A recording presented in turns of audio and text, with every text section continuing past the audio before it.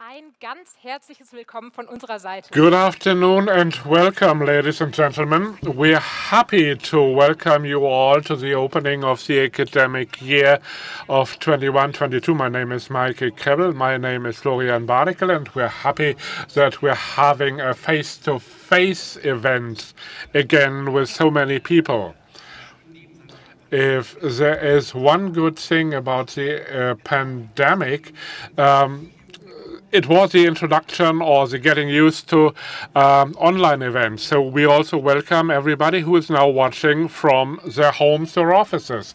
Besides the live stream, we have another particularity today. As some of you may have noticed, for the first time ever, we have two simultaneous translations today. English into the English language and to translators for sign language here on this stage.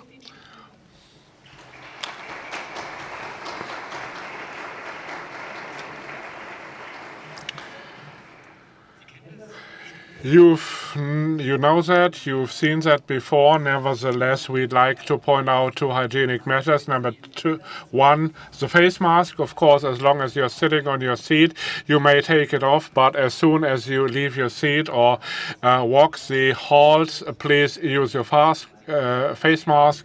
And then the distances, it's a little bit like the same thing. So as soon as you leave your seat, please try to keep some distance. And this is pretty much all we wanted to say at this point, because we're going to have a very colorful and very varied program today. And we're going right into the first point on the agenda, the solemn arrival of the rector, the dean, and the professors, and the opening speech. And the solemn arrival of the rector, dean, and professors is something that differentiates us from other universities.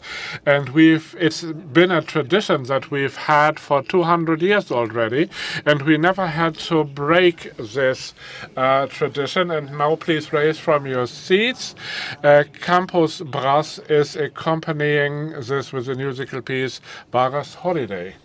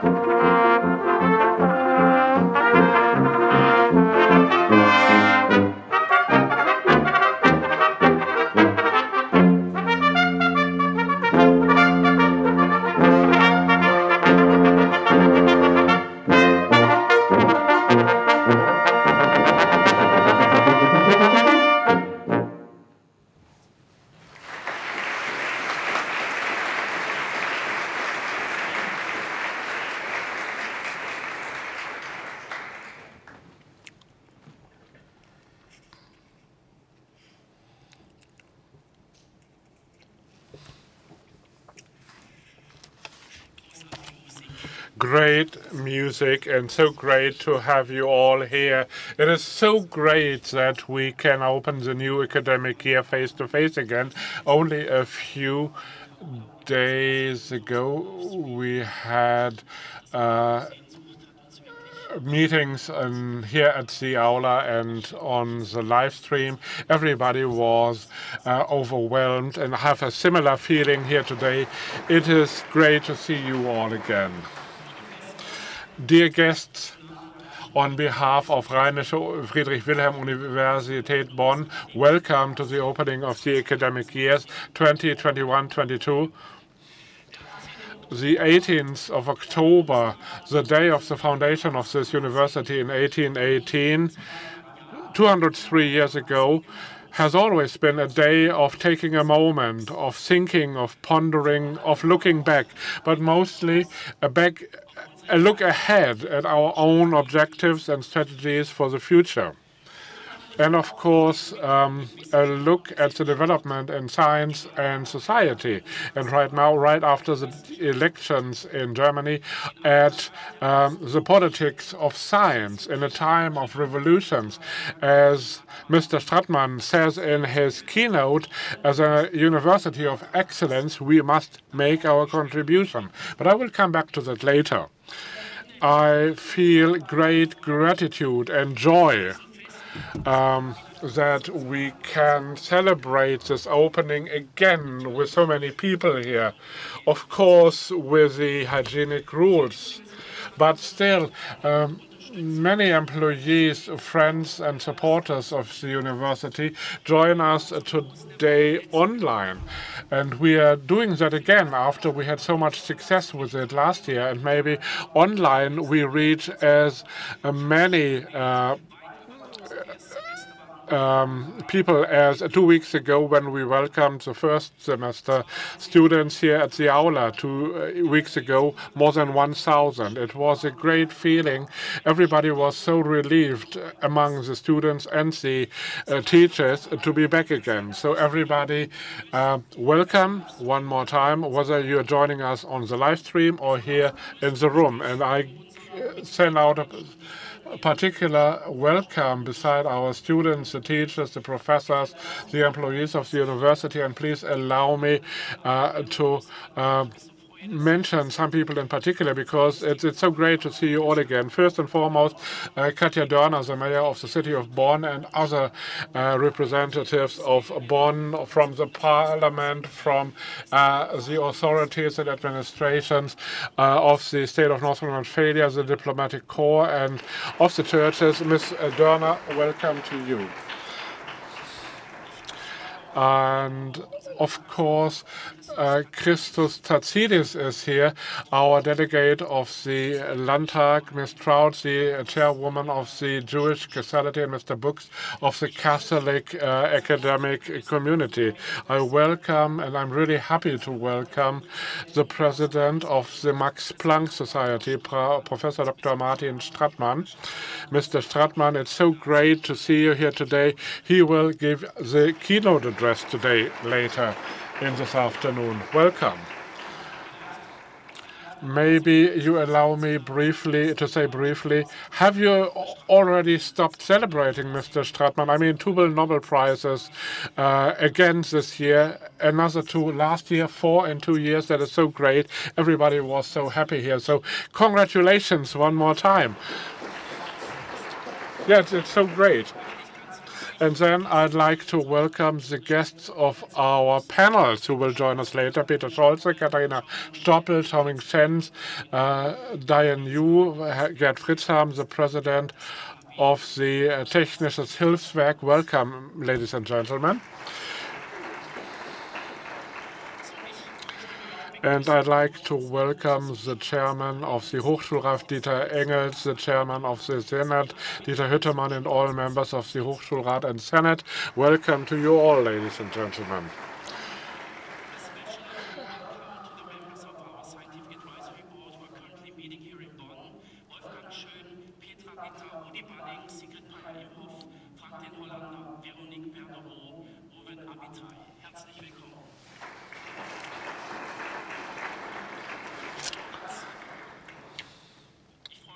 I'm also very happy to see the chairman of the AStA, Jonathan Andracek, and the members of the Students' Parliament, and the first speaker, Karl Alexander Frenken.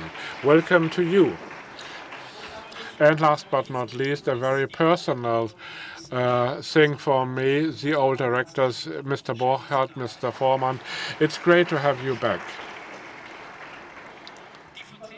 The representatives of the university society, the foundation, the university clubs, the Studierendenwerk, and the bearers of the medals of our university, Michael Kranz, Max Bauer, Stefan Hutmacher, Dagmar Bachmann, Günther Schulz, and Jürgen Huber, on behalf of so many others who could not join us today.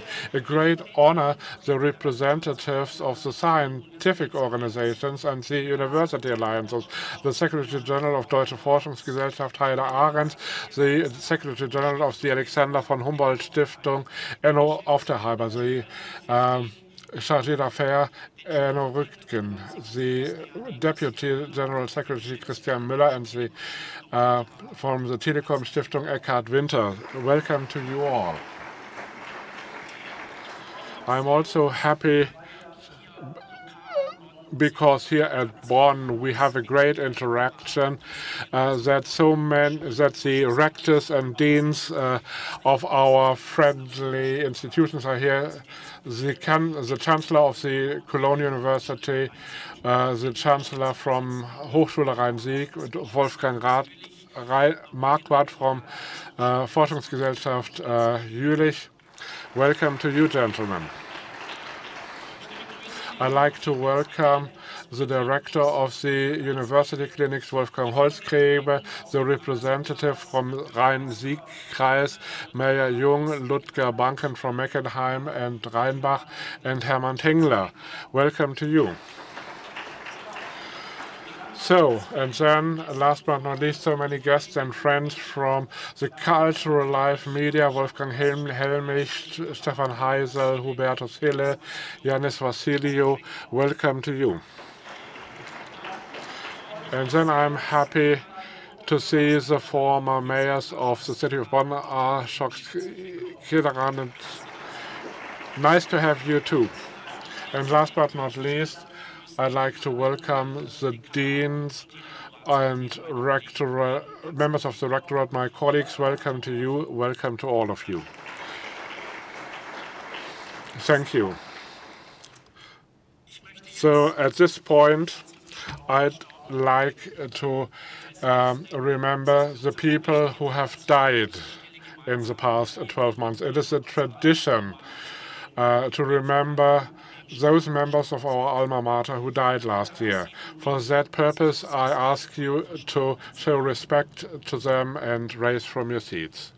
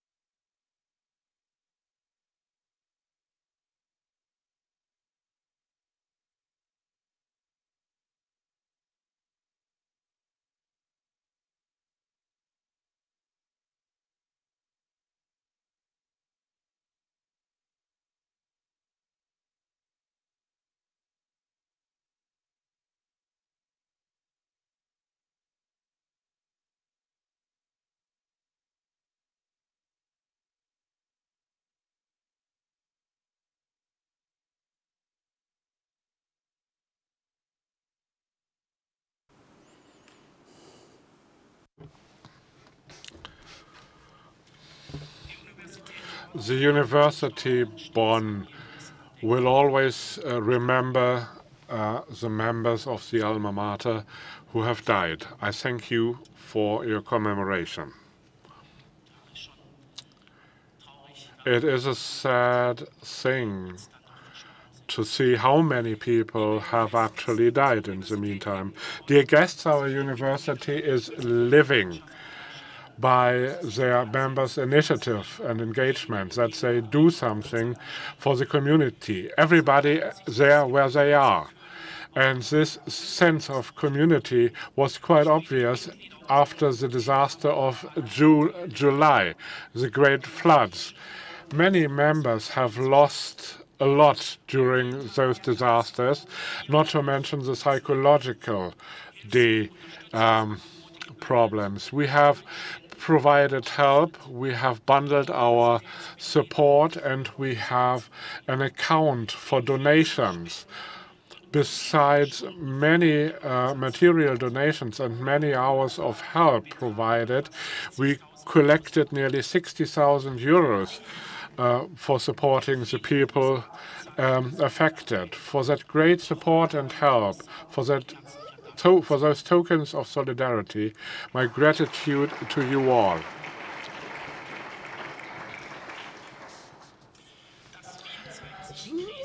The fact that we can be strong is visible in crisis, but also in everyday work. In taking over responsibility for the university, the new rectorate started a new term of office in May. My thanks goes out to the former members of the rectorate, Ms. Karin Holm-Müller. I saw you over there. One more time, Karin and Stefan, thank you for the great work you did in recent years. We all know that the great success of the university is not least due to your work. We all thank you for that. And I am now, as tradition dictates, I now declare the new rectorate for Maren Denowitz as pro-rector for Equal Chances and Diversity, Irmgard Förser, as pro-rector for International Affairs, Birgit Mönch, as pro-rector for Teaching and University Development, Klaus Sattmann, as pro-rector for Sustainability, Annette Scherzol, and as a pro-rector for Research and Science of Young People, Andreas Zimmer. I'm happy and looking forward to the next 4 years that we will work together. With our Chancellor, together with our Holger Gottschalk and myself, this is the first rectorate of the University of Bonn that has been filled with an equal number of men and women. That was important to us all, and I'm really happy about the readiness of my colleagues from the different departments to take over jobs in this additional responsibility. In the previous academic year, our mathematical and department elected a new dean. I declare Dean Walter Wittke. Furthermore, there were elections of student members to the Senate. Nela Eva Maria Clara Jansen, Lena Engels, Johanna Elene Münzel, Otis Henkel have been elected. Congratulations to you all and all the best for your work. Dear guests, Bonn is one of the strong regions of science in Europe. We are a university of excellence, but there are 13 other research institutes, Max Planck, Helmholtz, Leibniz, several other universities, Bonn Rhein-Sieg, and the Alanis University, the United Nations University, and the think tanks, globally important. They all are among our tightest cooperation partners, and with the Bora Research Alliances, we have established a tight network for research. But Bonn, the German city of United Nations is also a strong site with a view to culture and society, with international flair. And as a university, we benefit from that, and the city benefits from us. So, dear Mayor, I'm happy to welcome you on behalf of the city of Bonn. Ms. Dörner, thank you for coming and for the great cooperation over recent months. I leave you the floor now.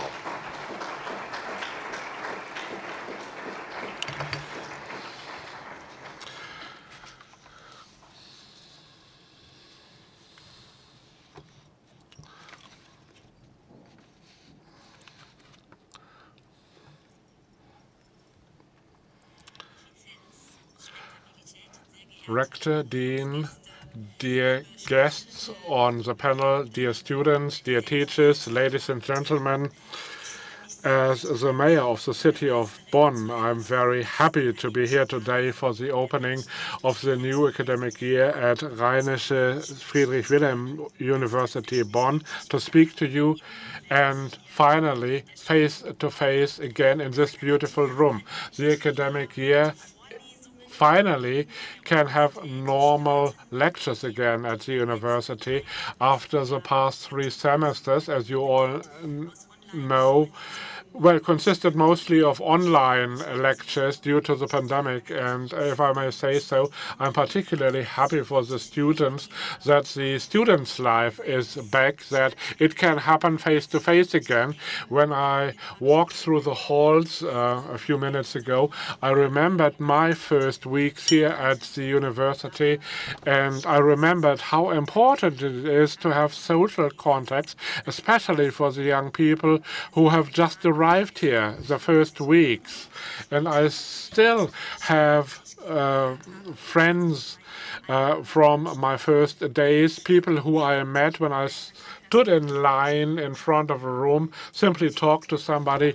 And a lot of these people I still know today. So it's a very important thing, and it's a great joy. Professor Hoch, you just said it yourself. It is such a great joy that student life can happen again. With this day, a new year is beginning of listening, of learning, of understanding. Studying means learning about knowledge, competence as a basis for research and science and for training for a later profession. Several thousand students take up their studies, start their careers, their academic career every year. This university has the best offering, the best opportunities on offer for the students. For more than 200 years, the Bonn University has shown and proven that its establishment in this city was a very smart and very good decision. Excellent science, innovative research, and all those students from Germany and abroad are more than telling proof of that. We as a city are happy and proud that since 2019, this university is one of 11 German universities of excellence. A university of excellence, it means that this university will extend its international standing and, well, call in international scientists for their work. This will reinforce the standing of Bonn as an international city and the extension of the scientific community. Bonn is now one of the leading sites for research and innovation in the world. It's characterized by a very attractive university scene, international research institutes, important national and international institutions of policy and science promotion of all sorts, and research departments of big companies. And this interlinkage between science, economy, and international organizations is exactly what for Bonn as a site is of the utmost importance. Ladies and gentlemen, Rheinische Friedrich Wilhelm Universität Bonn has promoted the development of our city. The buildings of the university are an important milestone of the skyline of the city, and 35,000 students make the city of Bonn a very young city, and it will be a young city in the future. The university, as one of the biggest employers of Bonn, is also an important economic factor. After their university years, many students found startups, or they take up jobs in institutions, organizations, and in administration, and with their knowledge and creativity, they are an enrichment to the landscape of this city. Bonn, as a German city of the United Nations, is a well-reputed international site. You've pointed it out. I know that this is a thing that is close to both our hearts. Besides the United Nations, there are more international organizations, many NGOs, who offer possibilities here to look into health, environment, and other aspects. As a city of sustainability and as a member of IGLA, the International City Network for Sustainability, Bonn is also very much engaged in many areas in climate protection, but also in international and communal cooperation worldwide. Sustainability research is a big focus in the Bonn research landscape, in teaching, but also in research. And I believe we can say with that we are really very close to the pulse of the time. There are many, for the students, this offers many possibilities to get into interesting jobs. The two podiums, panel discussions we will have later, excellence in science and catastrophe prevention, are great examples for what Bonn is offering. This choice, the selection of subjects also reflects my wish to further extend the cooperation between the city and the university. The climate steering committee that is accompanying the city of Bonn in those matters is a good practical example for this cooperation between the city and the university. I wish a great start into the new academic year for everybody, and I'm hoping that you will face the challenges of research and studying, and that you will achieve your goals and targets. Thank you very much for listening.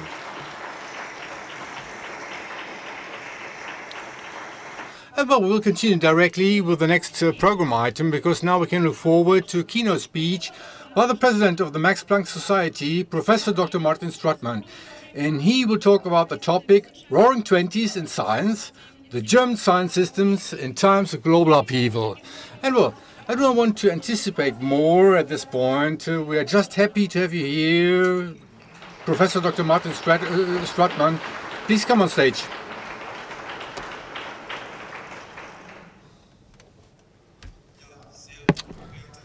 Dear colleague, Mr. Hoch, ladies and gentlemen, well, first, thank you very much for inviting me to come here today. The moment of reflection at the beginning of an academic year is always a precious moment, and celebrating it with you is a great honor for me. Thank you very much for this. This is all the more true because the ties between the Max Planck Society and the Friedrich Wilhelm University have been close for decades. I refer here, for example, to our Max Planck Institute for Radio Astronomy, which has founded as a spin-off of the Astronomical Institute of the University, or I refer to the Hausdorff Center for Mathematics. In both cases, a truly ideal cooperation. For this and much more, I'm really grateful. Ladies and gentlemen, when I thought about the title of today's lecture and finally selected the topic of the Roaring Twenties for this evening, I did this because I knew that, and I know that German science, albeit under completely different circumstances, has returned to where it has been 100 years ago. I did not know, however, that the Roaring Twenties would begin with that much power for the Max Planck Society.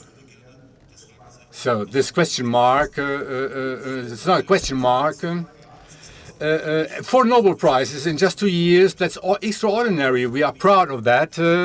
And the German science can also be proud of it. Just as we all are proud of the Fields Medal for Peter Scholze a couple of years ago. So German science is very present internationally. So that's what we can state today. And we maintain the long tradition of successful German fundamental research, which already celebrated great successes in the 1920s. It was, at this moment of time, a heyday for science and technology in Germany, mainly in Germany, in Europe, and it began in the US too. Nonetheless, the 1920s were, of course, more. They symbolize a coexistence of misery, upswing, progressive and retrograde thinking, liberality on the one hand, nationalism, as well as anti-Semitism on the other hand. And at the same time, they stand for awakening, resignation, optimism and fear, neo-romanticism and objectivity. And some of these things, to speak frankly, seem to reappear today. The 1920s were a time of awakening and change, and hardly anyone could have imagined how brutally they would end. During National Socialism and the Holocaust, many of the best scientists were displaced, murdered, driven to suicide.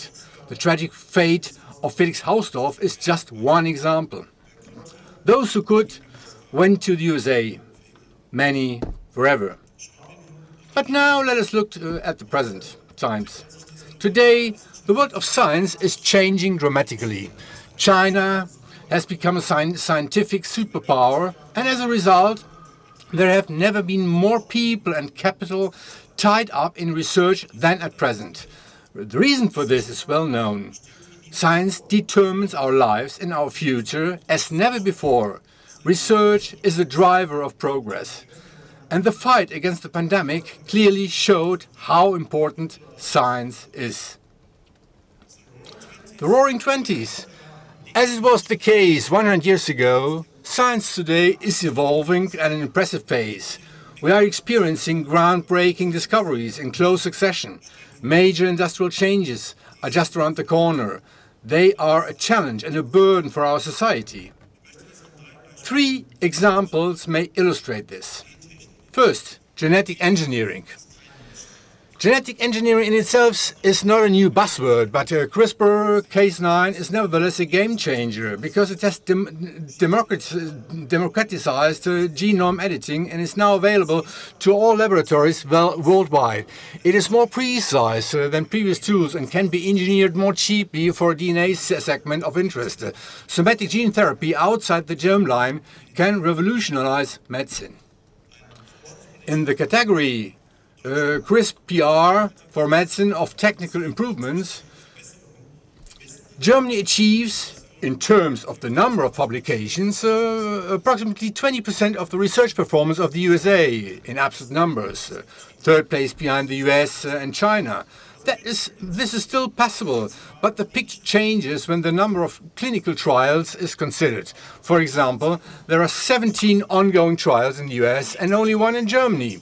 Green genetic engineering, for example, the editing of crops, is another big and important topic, but it is still, unfortunately, met with widespread mistrust in our country. Artificial intelligence. AI experiences a heyday because sometimes decades-old theoretical concepts are now actually encountering big data, and the corresponding computing power is also available. Machine learning. The core approach of AI means, based on big data sets, an algorithm learns, often independently, recurring patterns and can eventually apply them to completely foreign data material, with sometimes astounding success. Just one example, AlphaFold, a program from the company DeepMind, today Google, in former times a spin-off of the University of Cambridge, can predict the spatial structure of a protein based only on the amino acid sequence. So the only thing I can say, chapeau, congratulations. So quantum chemistry didn't manage to do it that way. So in terms of research policy, these are unusual times. So the further development of AI methods takes place predominantly in research departments of large US or Chinese companies, which have almost unlimited resources, to be honest. They recruit leading international researchers who are then only available to a very limited extent for universities or other public institutions. This is a trend that is currently unchanged in Germany as well. And as a result, AI research also escapes social control, and that might be dangerous. Third example, climate change. Research has not been asleep here. We all know it. Our youngest Nobel laureate, Klaus Hasselmann, so now today he's more than 90 years old, but he did his modeling already in the 70s, and in essence nothing has changed until today. Science delivered the diagnosis, the therapy is overview, and here too science is demanded as never before. The efficient conversion of light quanta into electric current has been achieved with highly efficient solar cells a long time ago, but now we have to transport and store the electricity. The conversion of electric current into highly energetic molecules that can be transported and stored is the core concern of what we often summarize under the keyword hydrogen economy, but which is essentially called catalysis and electrocatalysis. The goal is a CO2 neutral circular economy that binds green hydrogen to carrier molecules. And I'm sure a few more Nobel Prizes will be awarded. And in addition to scientific success, enormous economic success can be expected. We are well positioned in Germany, as the US Department of Energy recently stated in a report. But climate change and its consequences, and I want to highlight this today, are also a novelty in terms of the theory of democracy. For the first time, politicians are being given a scientific framework that will have global significance for many generations to come.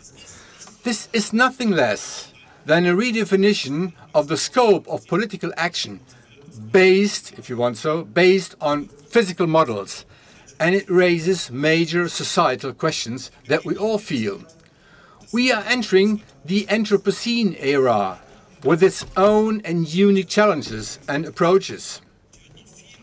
Many fundamental research will still be needed here, including in the humanities.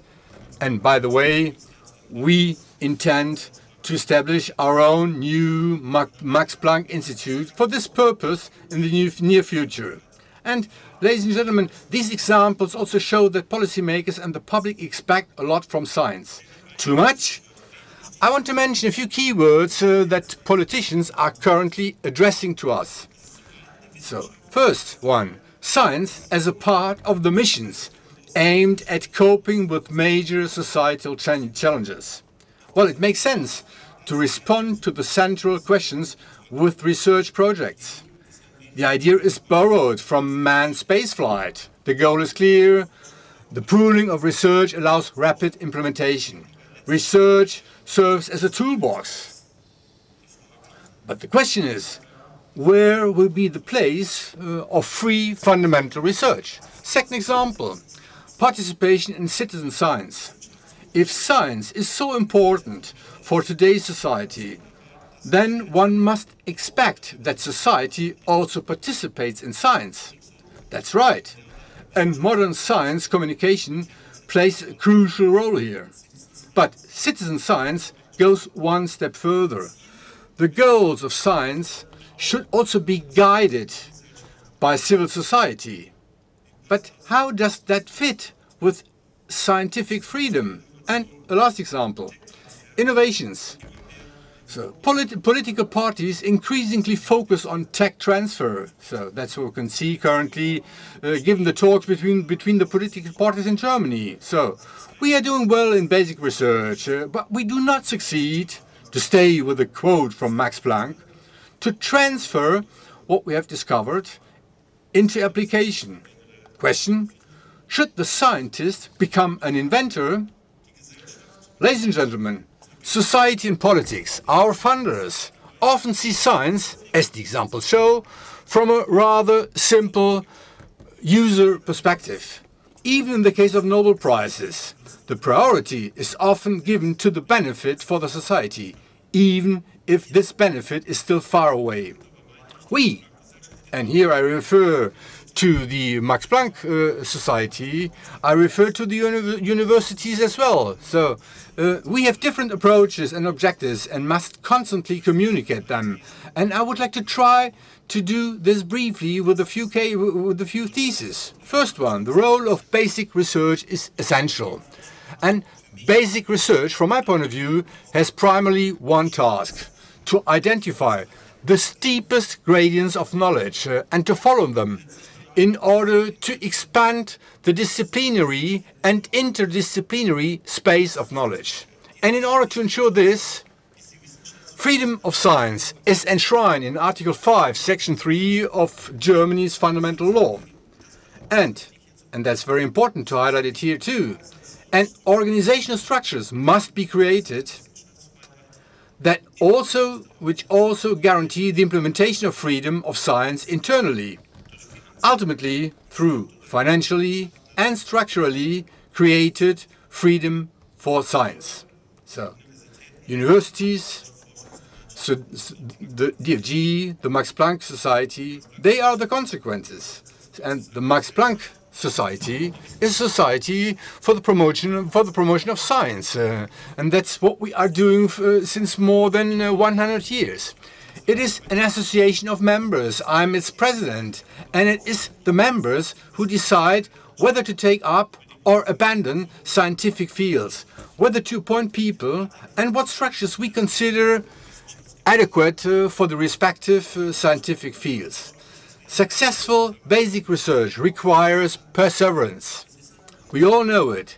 And it's up to us to give our scientists the time they need to realize the breakthroughs they are striving for. And often they need decades to succeed. For us at the Max Planck Society, this is our greatest asset. Confidence, trust in the scientific performance of our members, and based on this, an adequate guarantee of resources for the entire professional life. And in the end, we return the trust placed in us to society in many ways, through the young scientists we train, through the expert advice we give, but also through the findings that revolutionize entire fields and provide the basis for inventions and new companies. And I think people here in Bonn understand what I mean.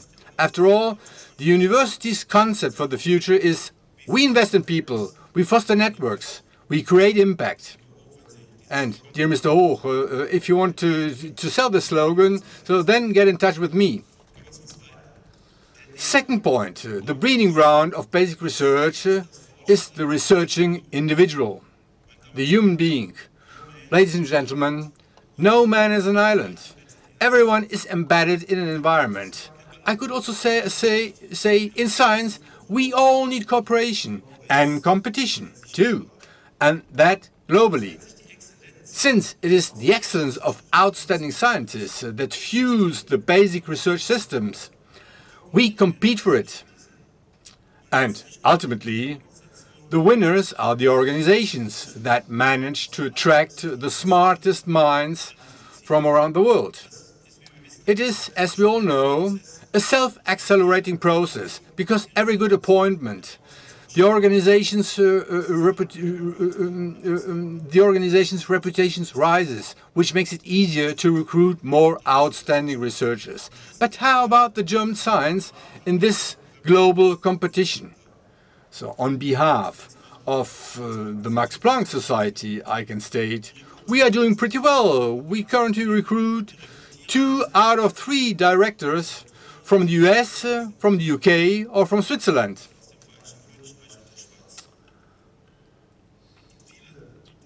And the large number of recent Nobel Prizes has certainly helped us, and the international standing of the university has also largely improved as a result of the excellence initiatives.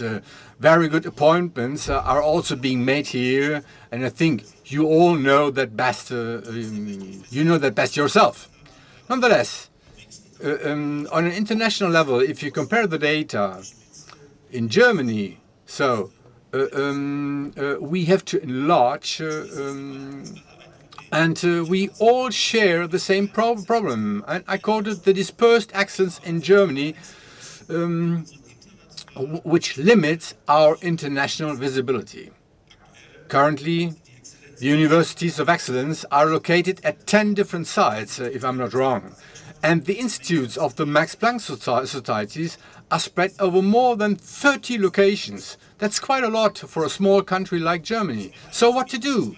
From my point of view, there are two possible solutions. First one, the development of really efficient research campuses with a specific thematic focus. And there are excellent examples of this, such as the Bonn Mathematics Campus with the Hausdorff Center. The university and the Max Planck Institute for Mathematics are the stakeholders. And the reputation of this cluster is unique worldwide. And we want to achieve a top international position with the Munich Quantum Valley too. We, LMU, TUM, the Technical University of Munich, Fraunhofer, the Bavarian Academy for Science and Humanities are joining forces with a clear goal, the development of powerful quantum computers. And the Cyber Valley in Tübingen became one of the most internationally visible locations in the field of artificial intelligence, together with our Max Planck Institute for Intelligent Systems, 2 universities, renowned companies, private sponsors. So these examples show when we act together, we can get things done. And in addition to the development of research campuses, it is a personal concern of mine to connect the best scientists in promising fields in supra-regional Max Planck schools. The idea is simple and compelling.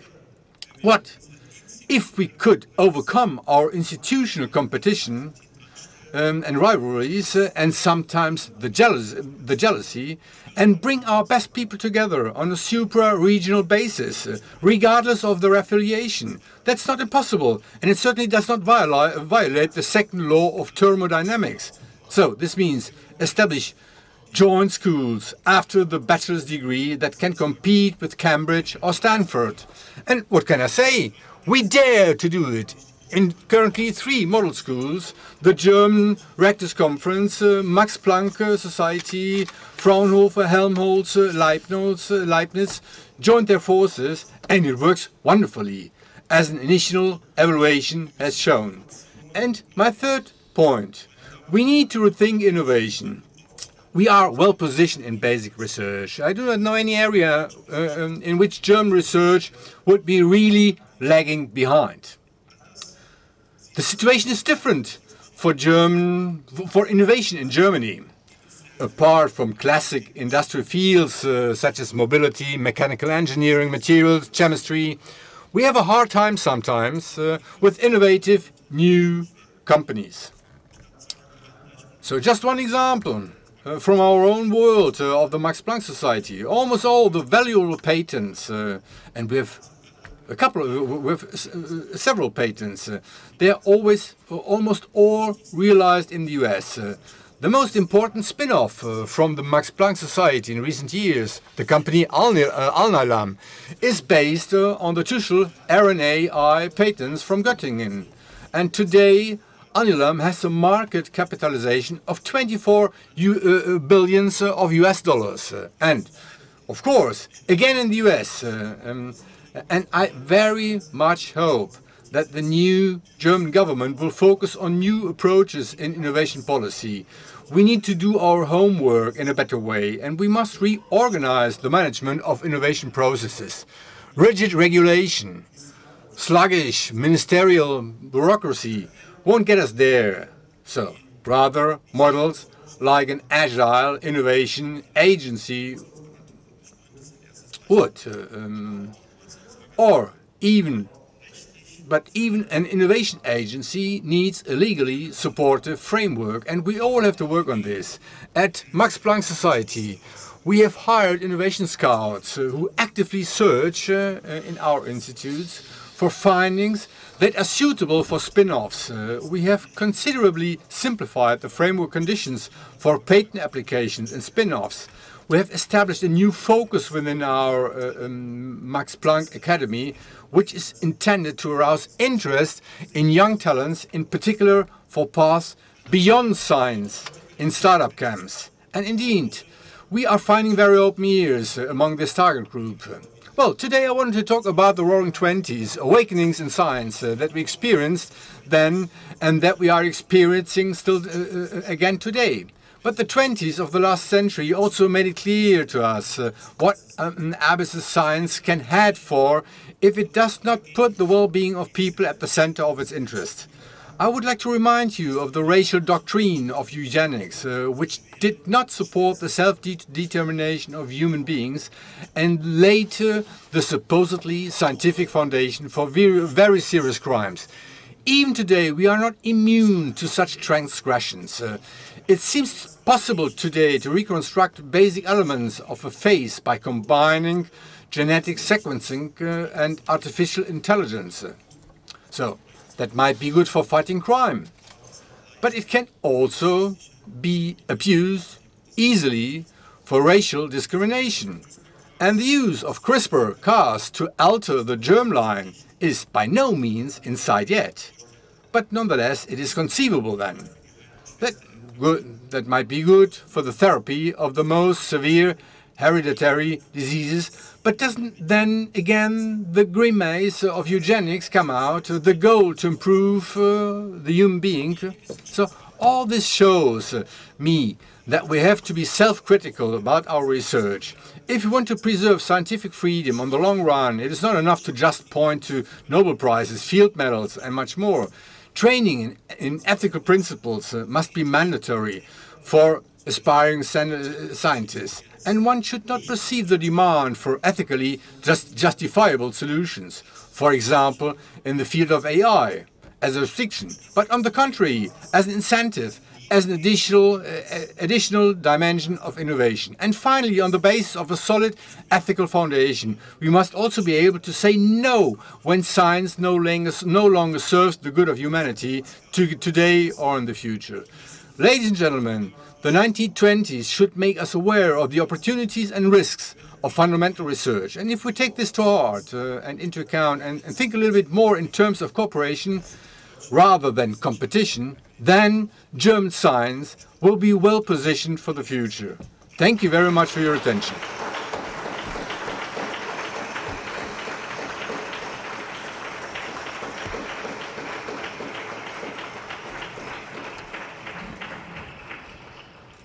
Ja, vielen Dank an Well, thank you very much indeed, Professor Stratmann.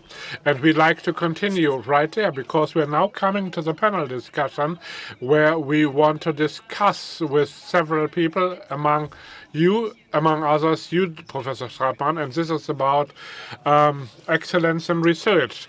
So we invite Michael Hoch and Mr. Stratmann to the stage, but also other guests that we are looking forward to, Professor Dr. Peter Scholze and Professor Dr. Katharina Strotze, both from the Hausdorff Center for Mathematics.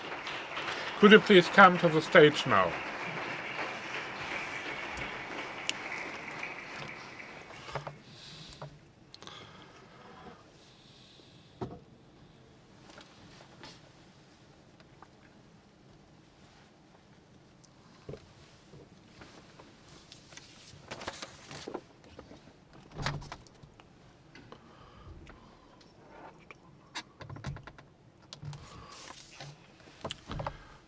Well, Mr. Stratmann, this has been a great keynote address, reflecting many of the things that we believe is right here at the university.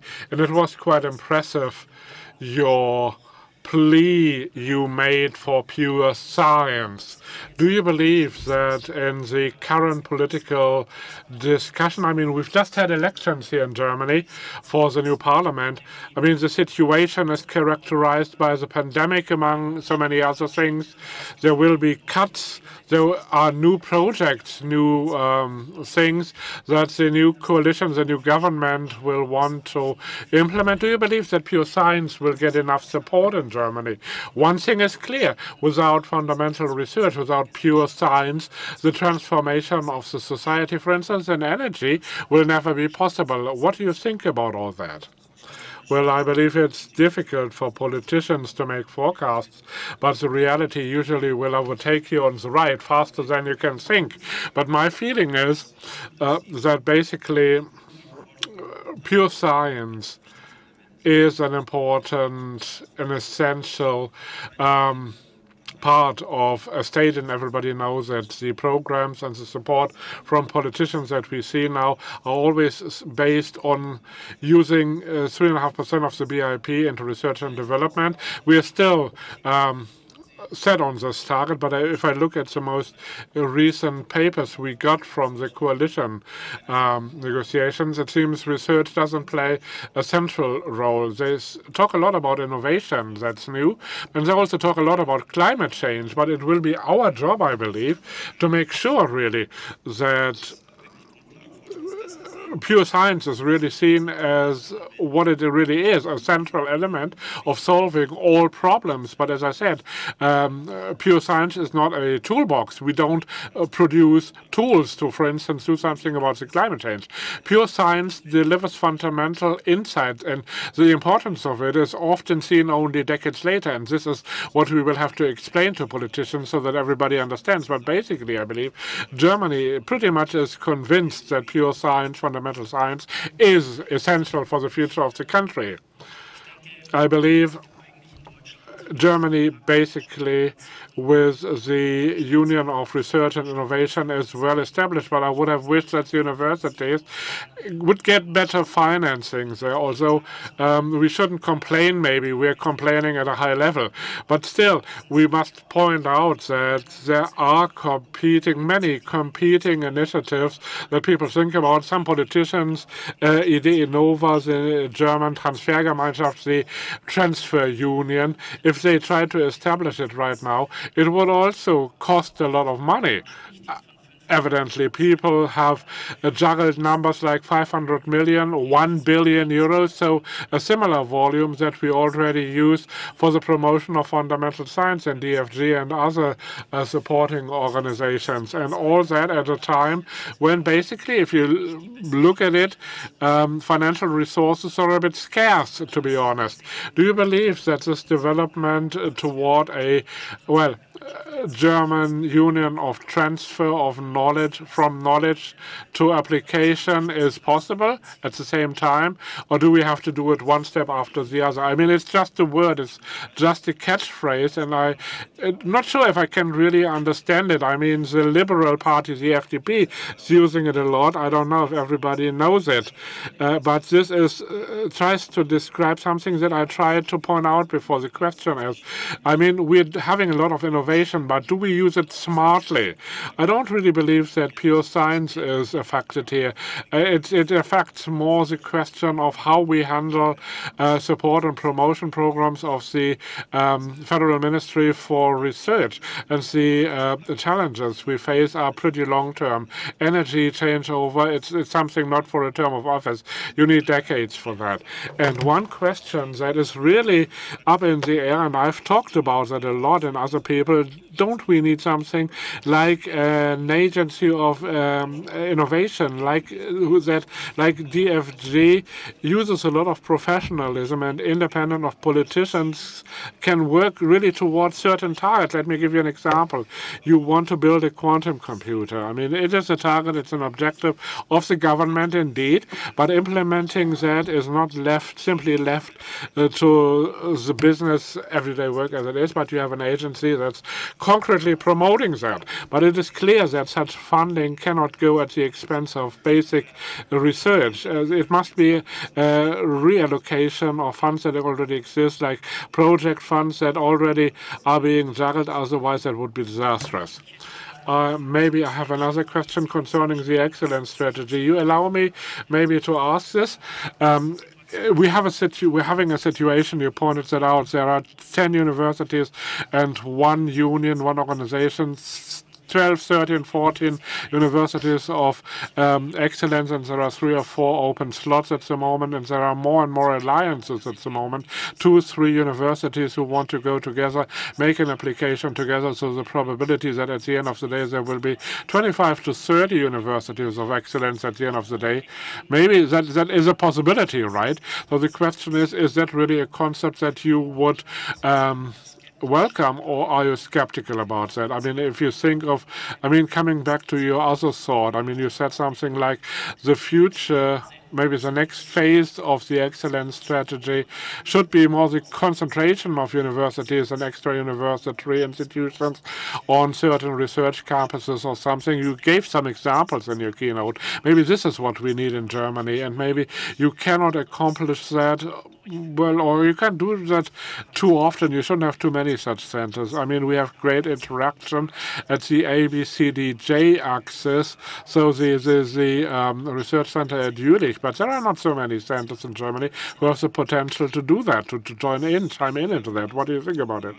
I do not want to give you smart advice at this point. This is a slippery road. But anyway, let me try to summarize a little bit in those words. The Excellence Initiative, it's been around for 15 years or so. It's been a great success. It led to a situation where universities did a lot of introspective work, and there was a lot of start to new horizons in the university. Even if you didn't get the cluster, I've seen that a couple of times. It helped them a lot, and a lot of alliances that people formed are still around. That was a big success. But then on the other hand, it's always in like, if you do that same thing several times, you have a limit effect at some point. You cannot always have the same effect as at the very beginning. The curve becomes flatter and flatter. And I have to ask you, do we want to continue as in the past? At this point, I would ask, we have to define targets. What is the target, the objective, really? Because if you know about the objective, you know more or less what sort of methods and tools you need in order to accomplish that. If the objective should really be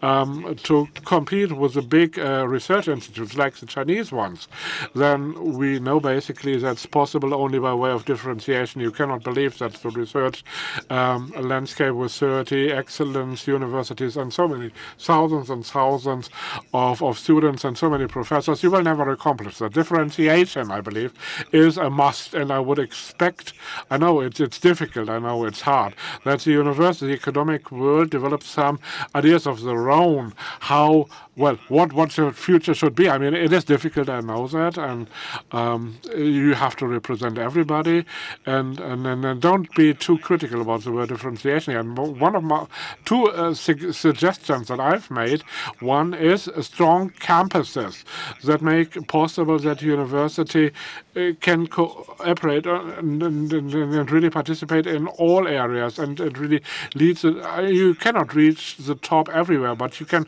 focus on certain focus points, and that's and they really try to become internationally visible in this one. The Cyber Valley is one example, or maybe mathematics here at Bonn. And the second thing is the schools that I mentioned. It's another idea. The idea is you accept the spread out excellence in Germany. You accept that.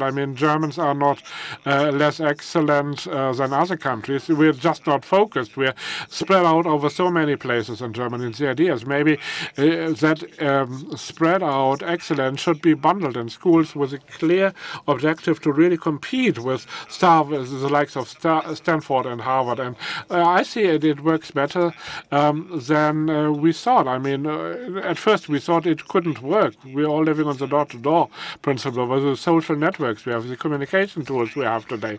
It's actually working pretty well, much better than I thought. I think we have to come to understand that the world that we're living in has changed very much. The communication world has changed so much.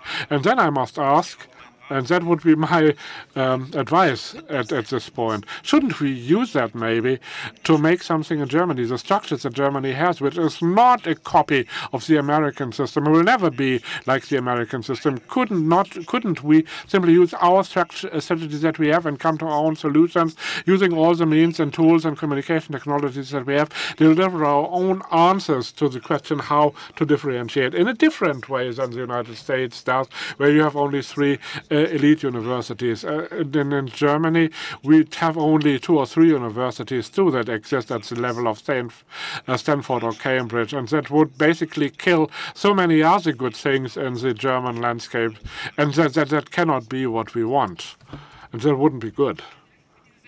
Thank you for this great, interesting discussion. It's been a great launch into the discussion, and we want to go on. I'm happy to welcome Professor Dr. Scholz. So welcome to you. And yes, in our discussion, it's all about excellence in science. And if you look at your CV, I believe you can find a lot of excellence. We probably heard the best example, of course, is that in 2018 you received the Fields Medal, the highest award in mathematics in the world. And this is my first question. I mean, that was 3 years ago that you received the Fields Medal. What has changed in your life since then? It's a good question. Luckily, my normal life has continued in normal ways. Yeah, I mean, when I was about to receive the medal, I was a bit afraid of all that publicity, but I mean, it's over pretty quickly again, and you're back to normal. And right afterwards, the University of Bonn was so successful that the focus was on the university, and I was happy about that too. And the limelight was off me. And from a scientific point of view, I absolutely wanted to continue with my research, and that's what I did. Right after I received the medal, there was a new postdoc in Bonn. We discussed, we came up with new ideas, and we continued our research in pretty good ways. That's a good sign. That's good that things reverted back to normal. Yeah, but nevertheless, it's been quite impressive what you have accomplished there at a very young age. But I read up on you, and I was surprised. If you look at the regulations of the Fields Medal, it is a fact that it goes only to mathematics who are younger than 40 years old. Can you explain that? Why is that so? Yeah, you have to ask those guys. The past 100 years, I believe 100 years ago, they thought it was a good idea to have an award for young people. In the beginning, I believe they didn't want that, but today it's a little bit the Nobel Prize of the mathematics.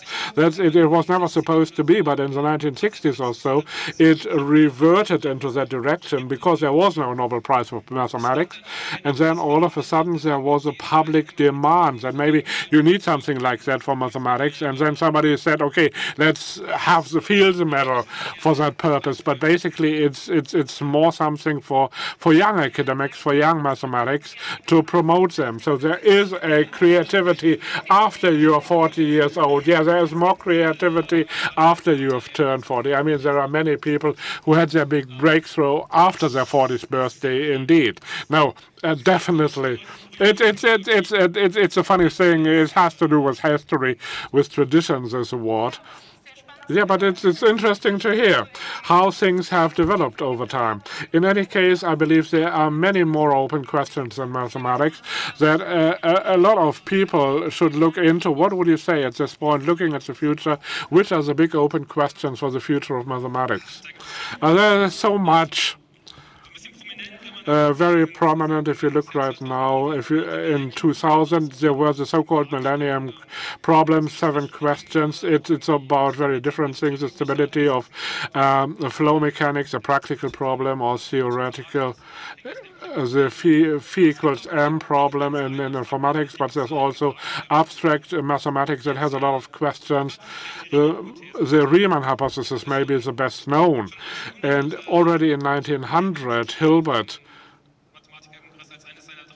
proposed this as one of his 23 problems to solve, and most of those 23 problems have been solved in the past 100 years, but the Riemann hypothesis is still open. So that's, again, there are many challenges, many interesting questions in mathematics that are quite essential, actually. It's all where we've been working for so many years, but we have seen very little progress. It sounds exciting, so a lot of work ahead in the future. What about my last question has to do with digitization in mathematics. We've heard, during the pandemic, we have seen so much progress in digitization. What do you see in mathematics?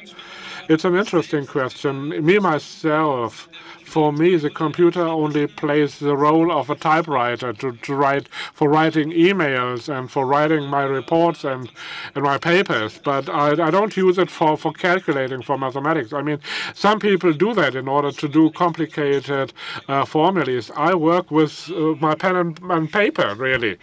I'm quite modest in that respect, to be honest. In any case, it's interesting nevertheless. Yeah, sure. I try to find proof, evidence. So I tackle very abstract structural problems, and computers usually aren't a great help in that. But right now, computers really break into this domain in current research to really be able to test on the individual steps of evidence, of proof. In the meantime, it seems to be possible for the most recent research. And there are teams like at Google who can now, computers that can play chess and Go, who try to do mathematical proving. It's absolutely impossible to say what will happen in the future, but it's interesting. And we're all really looking forward to that. And I thank you for having been here and for your future. I wish you all the best. Maybe that things stay normal and don't change so much, and I leave the floor to my colleague. Yes, of course, we stick with excellence in science, and let's now discuss the Excellence Cluster in Mathematics at Bonn University and the Hausdorff Center for Mathematics. And I now talk to Katharina Stroppel about all that. In 2006, the Hausdorff Center for Mathematics was founded. It's been extended twice, last time in 2018 for another 7 years. Personally, I'm not a mathematician. I don't really have many friends from there, so I had to read up a little bit on that subject matter, the Hcm cluster. And the objective of the cluster is the cluster wants to make a significant contribution to mathematical challenges of the 21st century, identifying them and solving them. And I ask myself now, what kind of challenges can it be? Have they been identified in the meantime? And the lady is not on the microphone right now. It's a long way to identify things, and I believe we haven't managed yet, but we're doing it right now.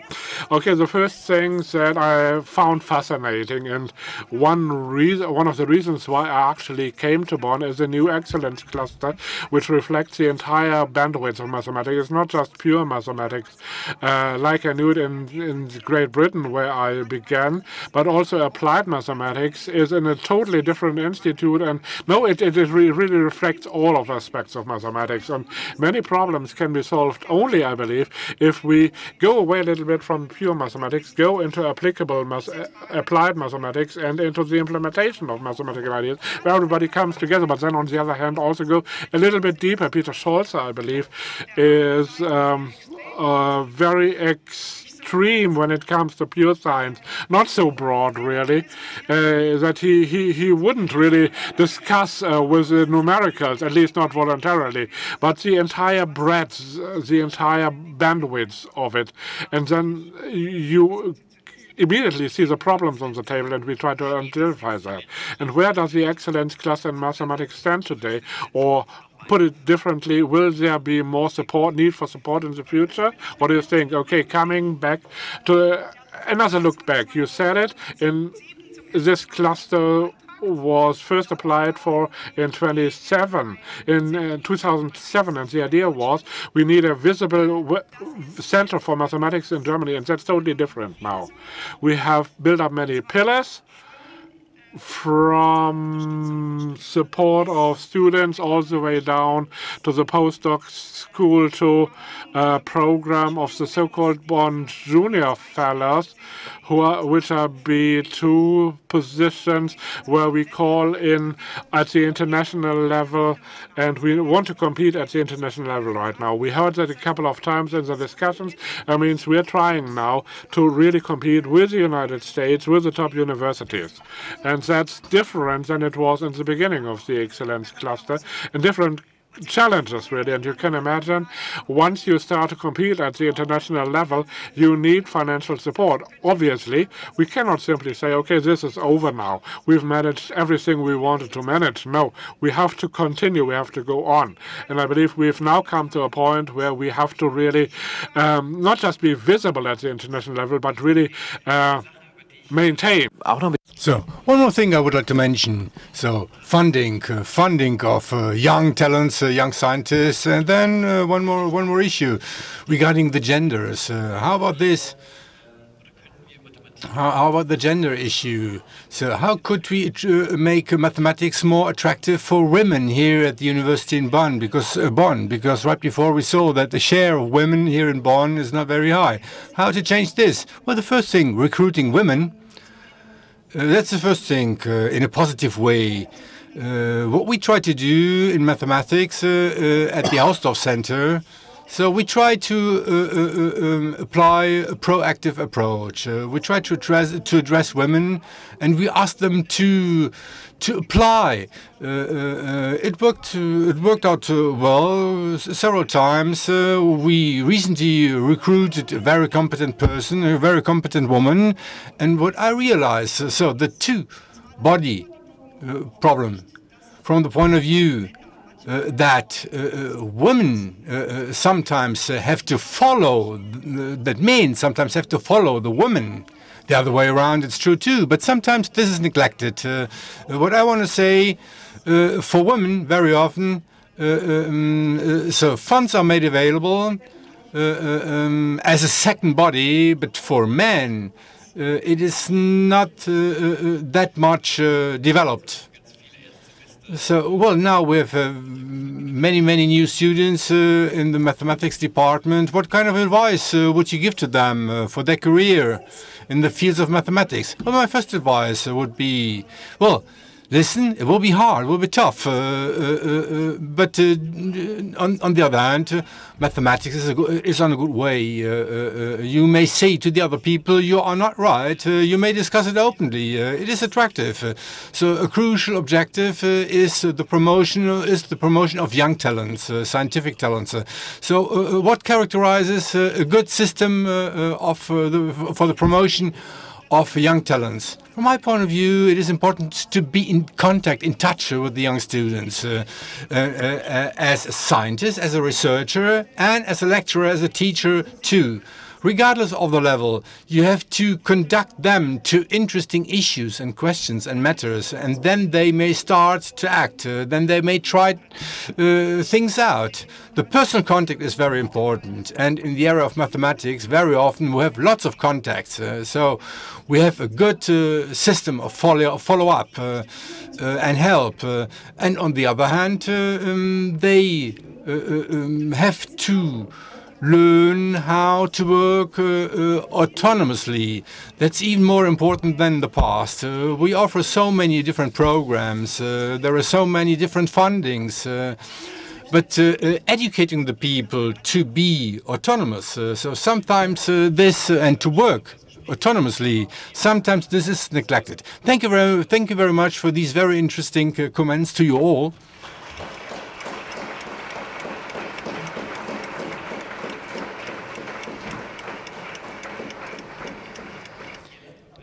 Here on stage, well, and now with a second panel discussion on the topic of climate research and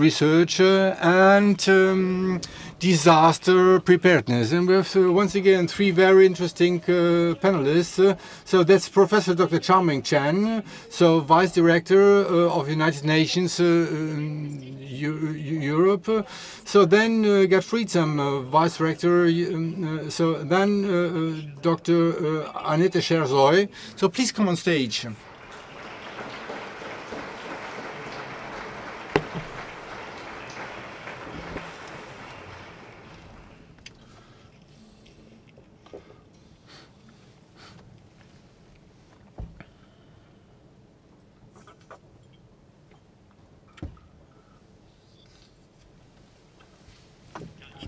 Well, I think I will begin again, Hcm. I would like to ask you, And basically it has been planned to do the interview in English, but I think we can do it in German too, or do you prefer doing it in English?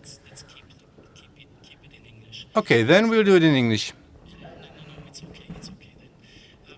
So maybe my first question is, maybe you could explain a little bit what the United Nations University is, and what you're doing there as a vice rector for Europe, and then maybe also what you're doing in your institute, right? So maybe. Thank you. Yeah. Does it work? Yeah, it works. So. Okay. Thank you very much for the invitation. I really appreciate that. It's an honor to be here.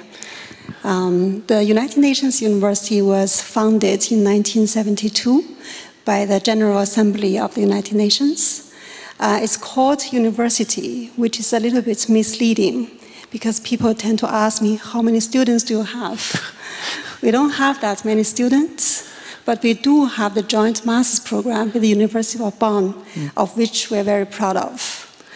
Our university is called university because of the privilege of academic freedom, because we want to be an independent think tank to advise the United Nations system, but also its member states. That is why we are called university, although we are actually really a think tank. We have about 700 staff members at the university, and we have altogether 13 institutes worldwide, spread over 11 countries. The Institute for Environment and Human Security is based in Bonn. We focus on education, so that's our joint master's program with the University of Bonn, GeoRisk.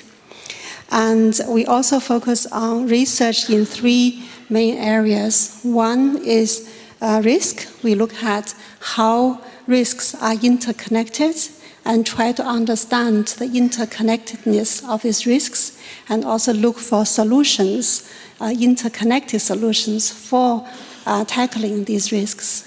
Another area is adaptation, how we can adapt to climate change to mitigate risks. The third area is about transformation, because we are at a critical time that we need to transform to survive and to flourish as humankind. So that's basically our university and our institute. And so the areas you're working in scientifically, that's not Germany, right? So it's basically other places in the world. Could you tell me a little bit, or us, kind of what the areas are in which you're working and what types of questions you're tackling there? You mean our institute here in Bonn? Yeah, your institute, yeah. Yeah, so the main research area is first of all risk, because we started as a basic risk institute. Yeah. So we look at different types of disaster risks, mainly due to natural hazards. Because due to climate change, according to a UNEP report, all of the major disaster risks, 90% of them are due to weather, climate change or weather related. So that's our main research area. We look at how these risks are interconnected and how they cascade each other and compounding each other to make it stronger. For instance, how pandemic can increase the risk of flood event. So you always have a global perspective.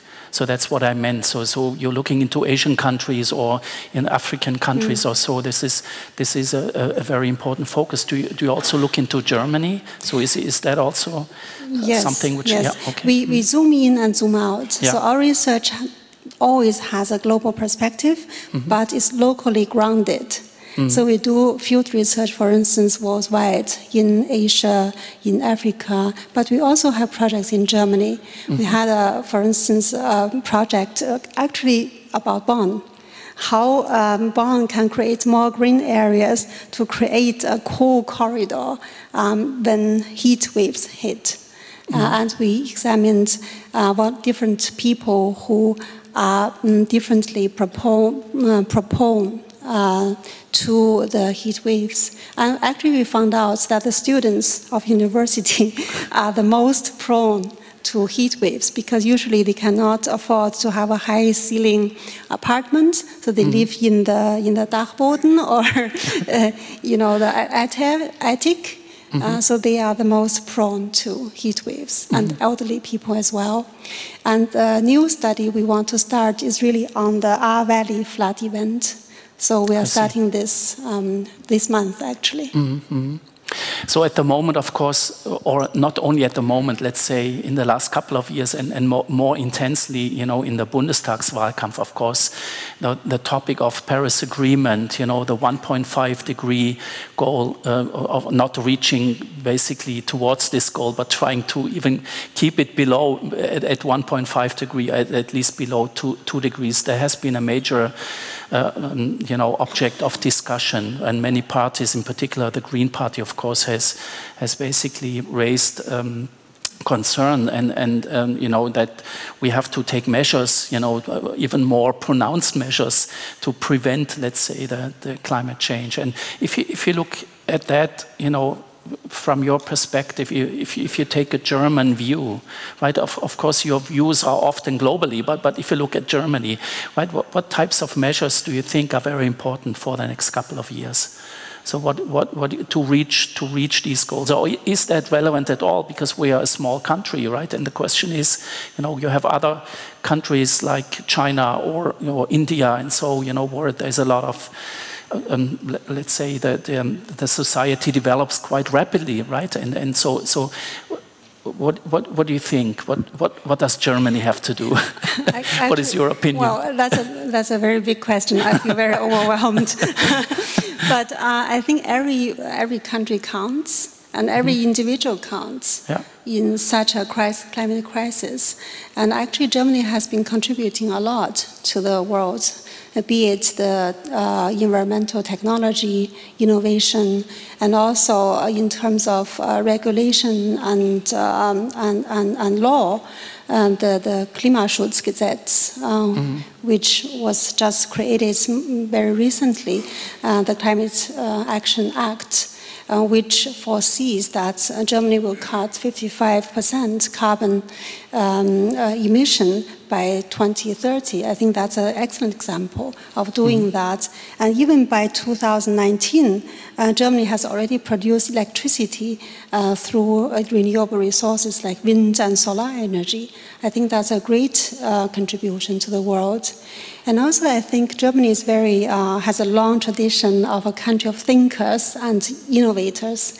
I think if you combine these two, Germany can make a great contribution to the world, because only innovation will not help us move forward.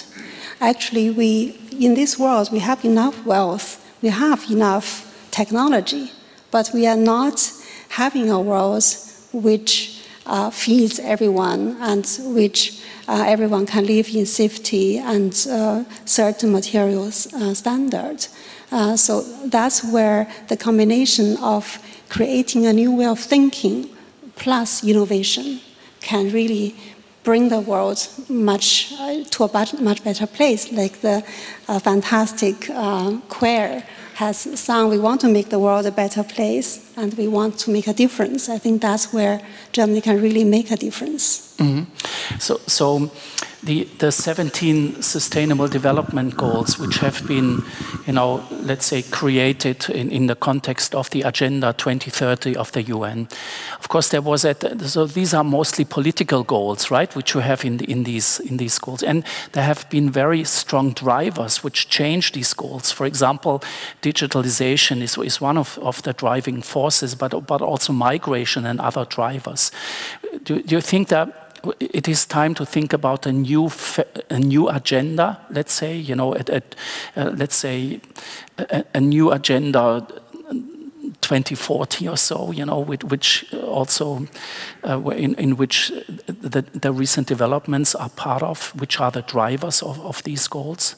Or do you think one should basically first keep on working on the goals before starting a new phase of thinking? So what is your opinion? Well, I think there are different voices about the SDGs. I think one shortcoming of the SDGs is that some of the SDGs, if some of the SDGs go up, some of the others might go down. So there's a correlation there. But I do think even now we should start thinking about a different agenda which has a different approach, which is more about mindset change. Because the SDGs are still coming from a place of traditional thinking. But I think the main challenge for now is really to change our mindset. If you try to solve the problems we have created with the same mindset, it doesn't work that way. To overcome this kind of, or to enable mindset change, I think that's the general challenge of the whole world. I think the next SDGs, we should think from a different mindset. For instance, we should capitalize on human values. For example, I heard the TEDx talk of Professor Marcus Gabriel. He talked about universal values. His premise is that we do have universal values. If that is true, then we should capitalize on that. And coming from that kind of place to set the next generation of SDGs. Okay, thank you. Yeah, thank you very much. That were really interesting points that you made. Wir können jetzt aber But now we will continue in German. But I'm really happy to have you here, Mr. Gerd Friedsam, head of the German Agency for Technical Relief. Does it work, your microphone? So we have just been talking about it. To what extent is it important to take global measures against climate change? And I think in this region here, all over Germany, no event or incident showed us to what extent climate change is important and to tackle it. So I refer to the flood disaster in Germany in the midst of July. So how did you live this disaster? So what did you have in mind when you saw this disaster, the flood? Well, this question, on the one hand, well, I can split up first my answer in two parts. On the one hand, so I was very emotional because I was personally concerned if some of your family members are directly affected by this flood. But on the other hand, as the head of a technical relief and disaster intervention organization, so then you really have to be ready to act. And that's why our institution has been involved quite early on this Wednesday morning, along with the local stakeholders. And basically, well, we did everything we had to do to prepare our interventions. And the situation itself, as for this, I did not expect this, but nonetheless, it became a little bit clearer at 7 p.m. when we saw the first pictures, video pictures on TV. So video pictures made by local people with their smartphone. So then we really understood the dimension of this flood. And at the end of the day, we have to say that I never saw a flood like this. And I'm working in this field since more than 30 years. And nonetheless, I never saw this, and mainly referring to this valley of the R, never.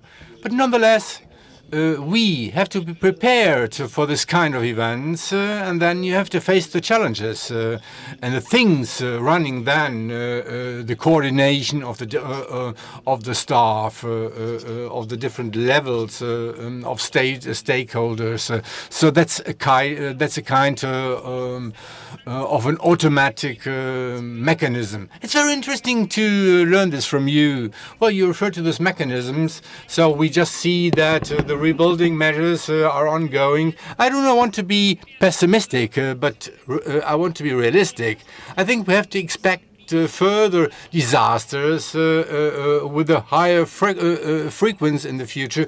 Do you expect that it will happen more often? Well, I'm not an expert in climate research, But nonetheless, my task is to read and study different publications related to this. I have to get familiar with different scenarios. And then, if you do this, you have to state that this kind of event is happening more and more often. We had the big floods here in the Rhine Valley in the middle of the 90s, so still in the last century. Then on the river Elbe in the years 2012, 2013. Then this flood disaster. But in between there were many further disasters, floods, in other German regions. And in addition, it's not the specific flood only, it is drought too. If you remember, last year we had a lot of fires in the woods in the eastern part of Germany, and that happens too. And then there are waters with insufficient oxygen. You have to reanimate these waters, these lakes, or whatever it may be. So this is related to and due to climate change too. And that's why here I have to believe my statistical information, and we can see that it happens, it occurs more often. We have more interventions if I consider the big events. So I really assume, and I'm sure, that we will have to expect more disasters of this kind. So the Mehlemer-Bach, a very small river here in the region, has been victim of a flood in 2015 and in 2016. There were further events of this kind in North Rhine-Westphalia. So well, that's what nobody desires, but nonetheless we have to deal with this in the future. So your institution, your technical relief agency, how do you get prepared for this? Well, considering the recent intervention in the Ahr Valley and our specific competences, I can say that we are well positioned. We have a system of disaster intervention and disaster aid, which works out well. So technically spoken, it works well. So, well, if you have to save human lives, that's always a priority. I think this is obvious. But then on the other hand, later on, you have to see what must be done in order to prepare damages or prevent damages in the environment. So we have specific competences. Drinking water, providing it to the people. So we never had a disaster like this one. So, but well, then you have to restore electricity supply in the Ahr Valley. So close to the village of Warpolsheim, there was no natural gas available. The fuel tanks have been swimming away. So the energy supply is and was a big problem and big issue there too. And then you may imagine what kind of mix of water and other liquids you found in the cellars of the homes. You have to pump out all this liquid, this mix of oil and water out of the cellars. So that's the specific competences we have. And you always may wonder, do we need this knowledge again? And the best example is the building or rebuilding of bridges. So, and I said 10 years ago, I already said, no, we do not need the specific competence in our institution.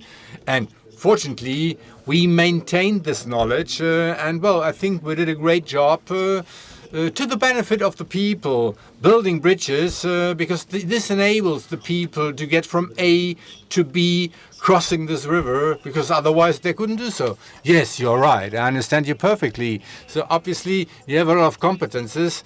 Nonetheless, we have to hope the best for the future. Thank you very much indeed for coming here. I wish you the very best to you, to your technical relief agency, and it would be nice if we would not need your service anymore in the future. But So one more issue, sustainability. So how can we take advantage of our resources, taking into account that they are limited? So Annette Chazot, she's the Vice Rector for Sustainability since the month of May 2021. So you are in charge of this topic. From your point of view, the university, what can the university do to foster sustainability? Well, basically in Germany, more than half of the young people are going to the university, and we as a University of Excellence have a specific responsibility to take. You referred to the resources, how to use resources. We have to do it responsibly. We have to deal responsibly with the nature and the environment. And then how do we manage the future of our society? And well, we want to take all these responsibilities, fostering, promoting sustainability in all the areas of our university, in teaching, lecturing, technical operations. Well, we are well positioned. We are not starting from scratch. Since 2019, 100% of our electricity is coming from renewables. We are certified fair trade university. So in the area of teaching, lecturing, the students may deal with many topics and themes related to sustainability, and we will strengthen this further in our curriculums. And beyond the contents of our teaching, we try to apply new and alternative ways of learning. So this is organized across the different faculties and departments, and that's why we can say we are doing a lot of things. And given that we have a specific governance structure, this enables us to structure this work even better. And I'm really grateful that we have now this new office of the Vice Rector for Sustainability. That's unique in Germany, from my point of view. Yeah, that's true. That's one of the first. You are one of the first Vice Rectors for Sustainability. You just said that research in this area is very strong in Bonn on the topic of sustainability. Yeah, yes, it is very diverse, and I think one of our strengths, and it has been mentioned before, that's networking here in the United Nations city of Bonn. This transdisciplinary work, and taking into account the fact that these challenges are very complex ones. So we have to cooperate between different areas. And just as an example, our TR6, Sustainable Futures, so transdisciplinary research area with researchers from 5 different departments working on the same topic of sustainability and dealing with topics like demographic change, nutrition, health, climate change, changes in the nature, in the natural environment. So many different topics are addressed here. And in this context, we have to mention the excellence cluster FINEROP. That's the only excellence cluster in the area of agricultural science for sustainable crops and plants.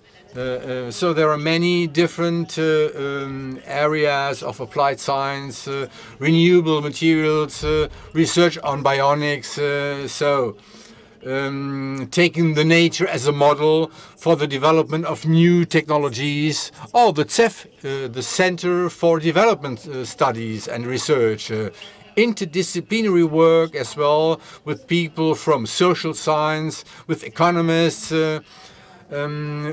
dealing with topics of poverty in the world and the cooperation with the developing world, the developing countries, and the Alliance of Bonn for research on sustainability, founded in 2017, and gathering all this expertise, all this knowledge, and facing the challenges. And here we have the United Nations University as one partner in this alliance. So the students, what's the benefit for them? Or for the employees? What's their role when it comes to the implementation of sustainability-related measures? Well, so the implementation of the new governance structure is helpful when we want to foster and promote sustainability. But what's important, that's the commitment of all the involved people, the employees, the students, and that's why explicitly we defined some areas of actions like participation, transparency, and the commitment of students. And we have many different work groups, workshops working on different topics related to sustainability. So groups of students, groups of employees, like the Department for Ecology, or the group of students working on the topic of fair trade. So in bundling all these initiatives, measures, that's the task of the new so-called Green Office. It is managed by students, so it is based on an idea coming from the General Students' Committee, the ASTA in German, and we all together want to implement a culture of sustainability, and that's why participation here is very important, and we want to involve as many people as possible. Thank you very much, Professor Dr. Chersoy. Thank you very much to Gerd Friedsam and to Professor Dr. Shen for this very interesting insight. Thank you very much.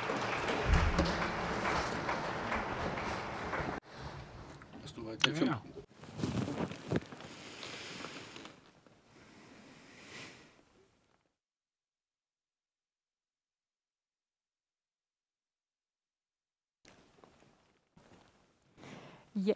Oh.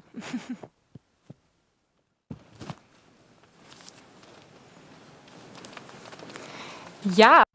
Well, two very interesting panel discussions, and even though they're over now, the discussion about excellence in science and climate change will not be over for a long time. So far, we've heard only 6 people about all of that, and we thought that's not enough. And for that reason, we are now looking forward to hearing video messages from all over the world from our international partners of University of Bonn, who will talk to us about their perspective of that subject matter. And we wish you an interesting time.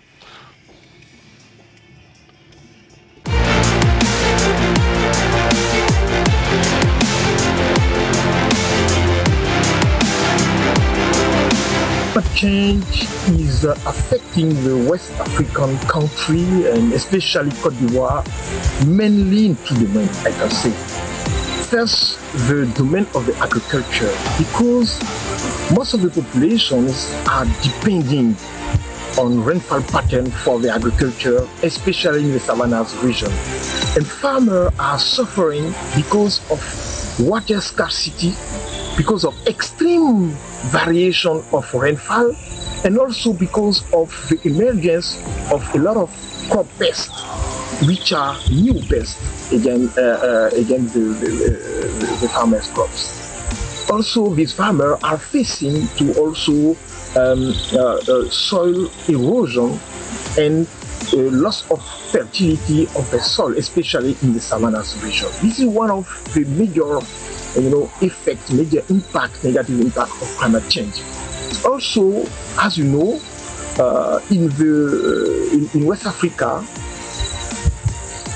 most of the population used to live in the coastal region.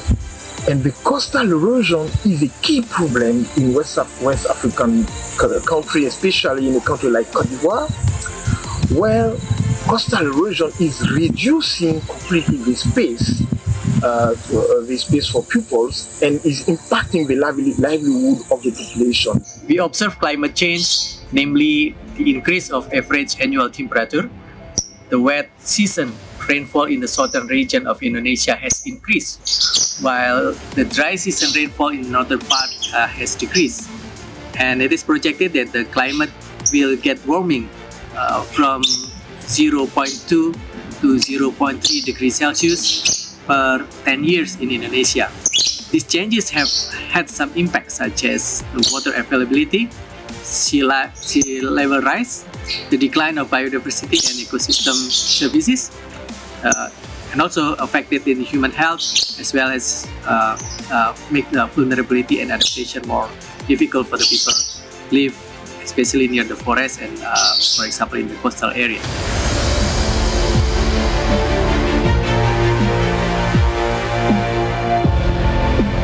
Our responsibility as universities is try to come up with solutions in the end for climate change.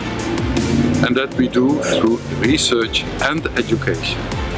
Like in Bonn, also Radboud University is a broad university, so we have all the disciplines that are needed for this huge challenge we have.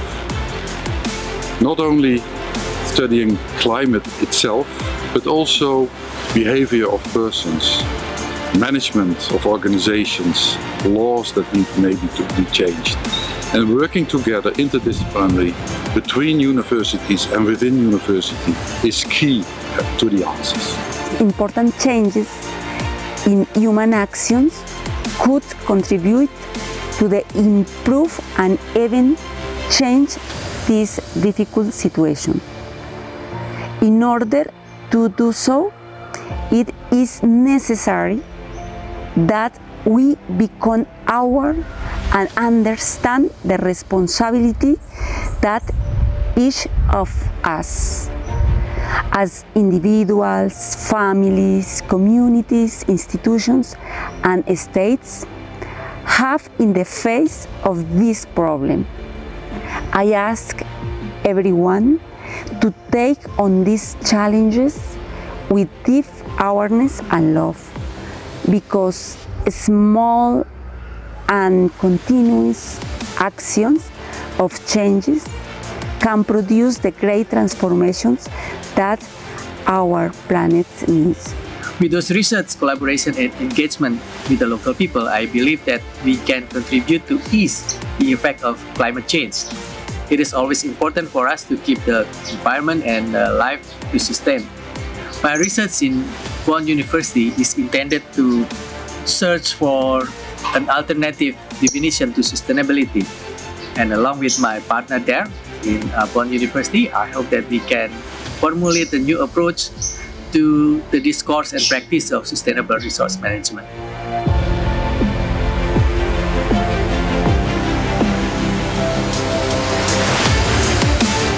Now, what do we call excellent research in the climate domain?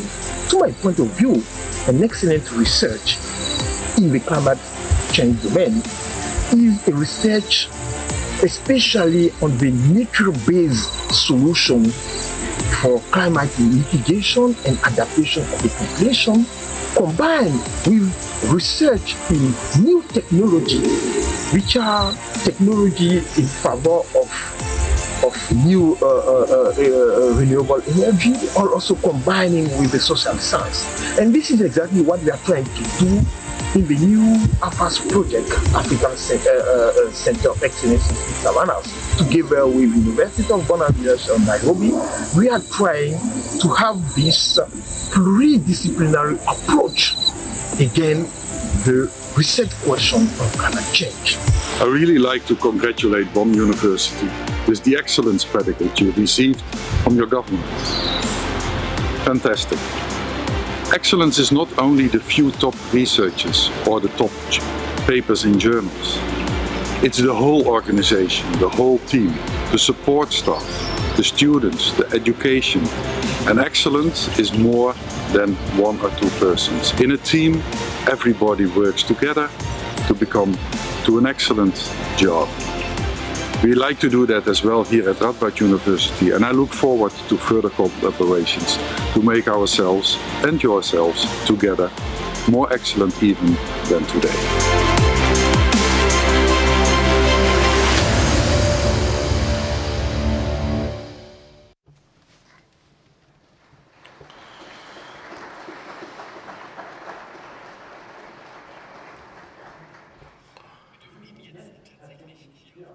Here on stage we now can show you live music. We will hear Ayano Kato on piano, Katarina Chatsi-Nicolau violin, Mariana Teiper, cello, and they will give us a musical interlude by Ludwig van Beethoven, the piano trio in B major, opus 97, the Erzherzog trio, and of that the fourth movement. Enjoy.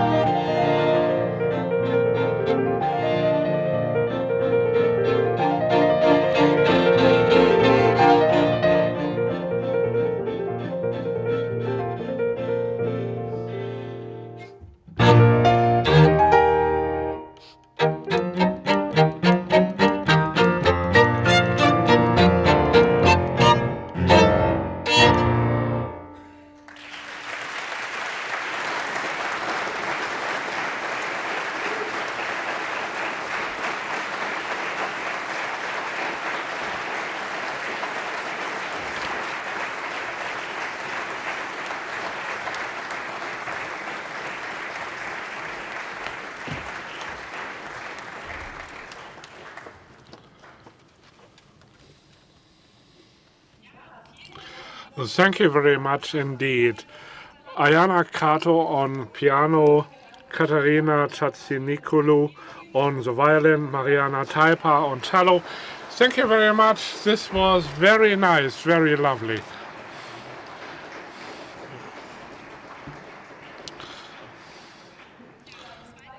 Okay, the second round of applause, you really deserve it. I mean, and it has been good to have a live piece of music again. And this is how we continue. We're coming to the next point on the agenda. We are coming to the award winners, all girls this year, of the state prizes and the DAAD prize 2021. Not live here on the stage, just like last year. The prizes were awarded on October the 4th, but we will still meet them all because firstly, there's going to be a video where we can see everybody, and some of the prize winners have actually joined us here today, here in the audience. And those of you who are in the video, could you now please stand up for a moment so that we can all see you?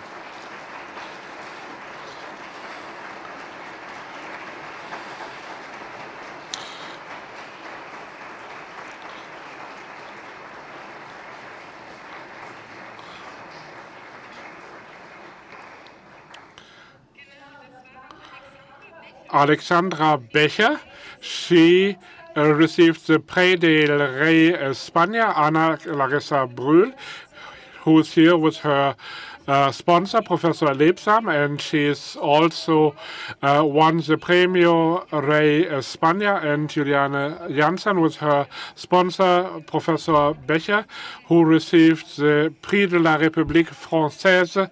So congratulations again, all of you who have joined us here today, but also everybody who is not here today, and we're going to see them all in the video clip. We're looking forward to seeing the video from the award ceremony, and well, here we go.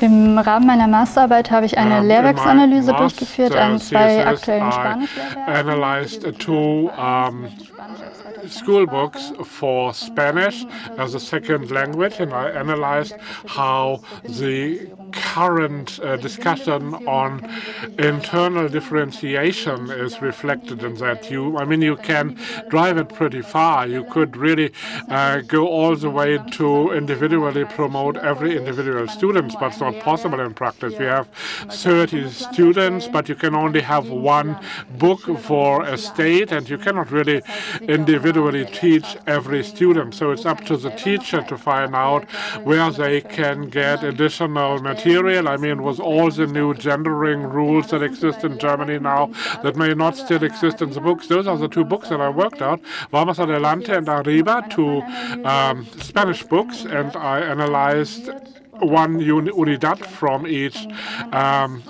book and worked out potential for improvement. I made a matrix. I made a quantitative and a qualitative differentiation based on my personal matrix, and then I proposed improvements. So I restructured certain tasks in the books so that they are now designed in a more differentiated manner. Since my early childhood, I was fascinated with foreign languages, and in my studies, I had the chance to also look at the scientific side of linguistics, and I found that fascinating.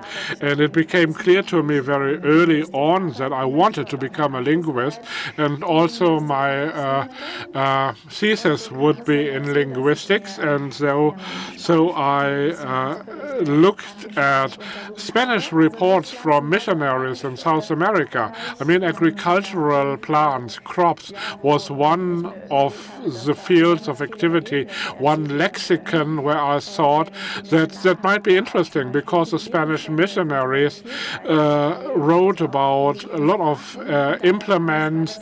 There was a lot of cultural diversity, so it was an interesting field, an interesting vocabulary or lexicon. It was really enriching what I learned here at Bonn University. It was great fun for me to go to the classes. I had many classes with Mr. Lebsan, who is now my sponsor, and I learned a lot there, and I will really take a lot from that into my future career. Right now, I am starting my own business with my two languages, Spanish and French, and I'd like to give courses, conversation courses, and I also do proofreading for books.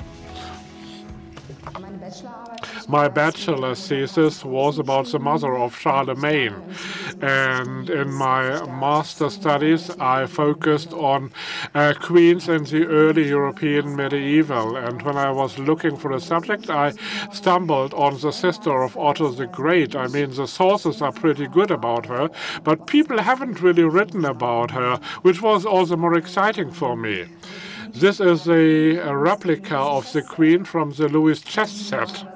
Normally I have it on my desk, this little figurine. This set of chess figurines is one of the best sets of chess figurines from the Middle Ages.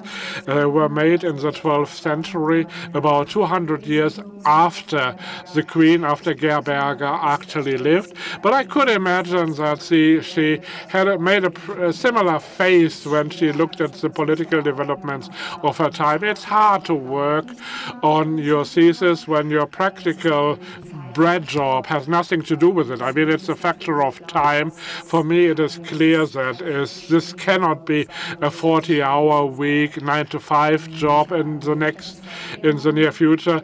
My husband understands. He is nearly finished his thesis, so he knows all about the problems. And I believe good time management is very important. And of course, you must be burning for your topic, otherwise you will never make it. Or, well, hardly.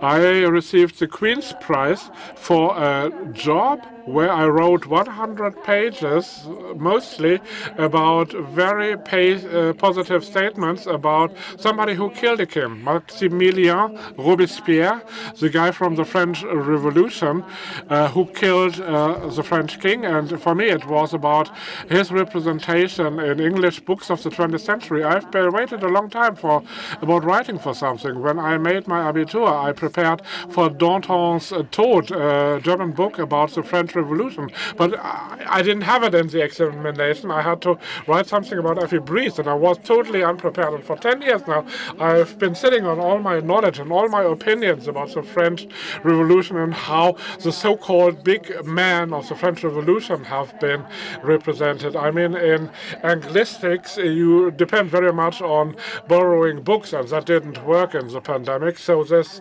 wasn't helpful. And apart from that, I love to work at home.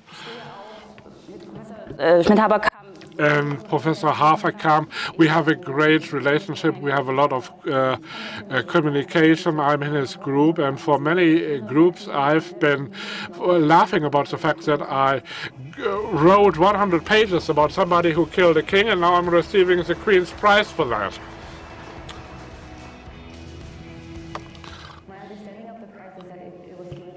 To engage with the university and university activities and community. And I think throughout COVID times, this was really hard for us to do. I think for me, it was very important to make sure that we built that community, even if it was online. So I really tried to engage with my professor, Professor Dr. Becker, and the program coordinator. I think I mostly started trying to help out to build this community online because as an international student, it was a bit lonely, or not the experience that we expected.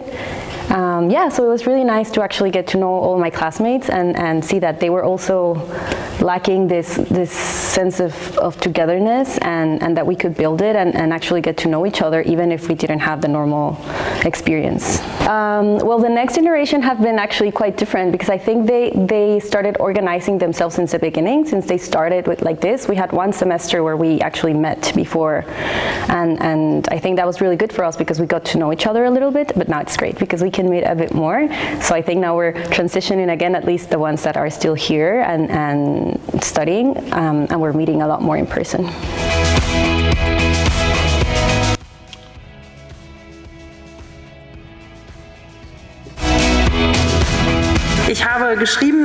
I wrote about a text by who lived at the time of the conquest of South America, and about who reported about the indigenous peoples there. And Suppositas was a part of that whole reception of the New World in Europe, and it was interesting to analyze how indigenous peoples were described there and how this continues into the present.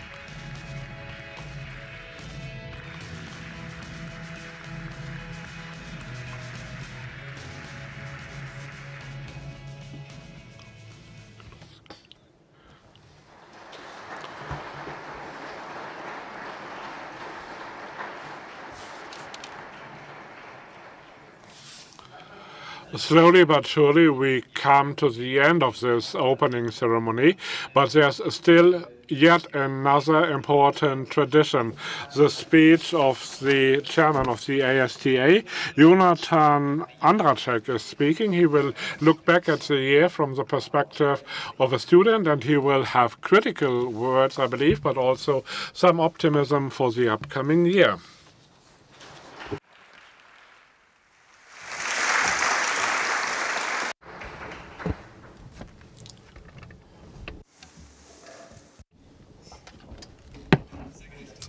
Ladies and gentlemen, dear Mayor, Mrs. Dörner, Rector, Dean, dear students, professors,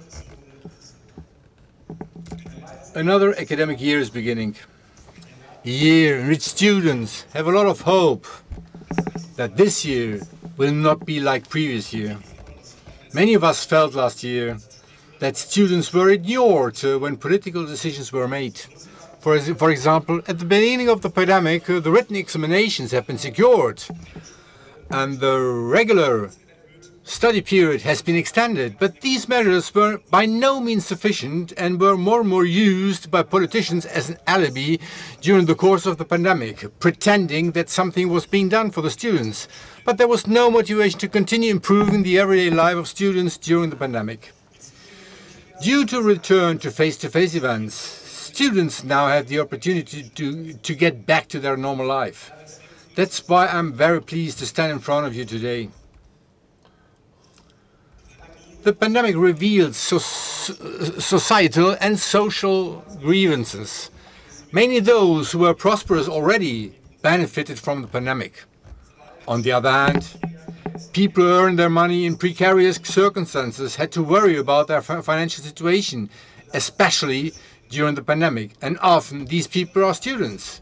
The fact that state subsidies such as BAföG, which are aimed to secure greater educational opportunities and more educational justice, were failing at all levels, even before the pandemic, is not helpful at all. Nowadays, less than 11% of students receive BAföG. In 1971, it was still about 45%, a historic low. Especially people from lower and middle classes, for whom BAföG was originally intended, are receiving less and less. Students must be in extremely precarious financial situations to be able to receive BAföG.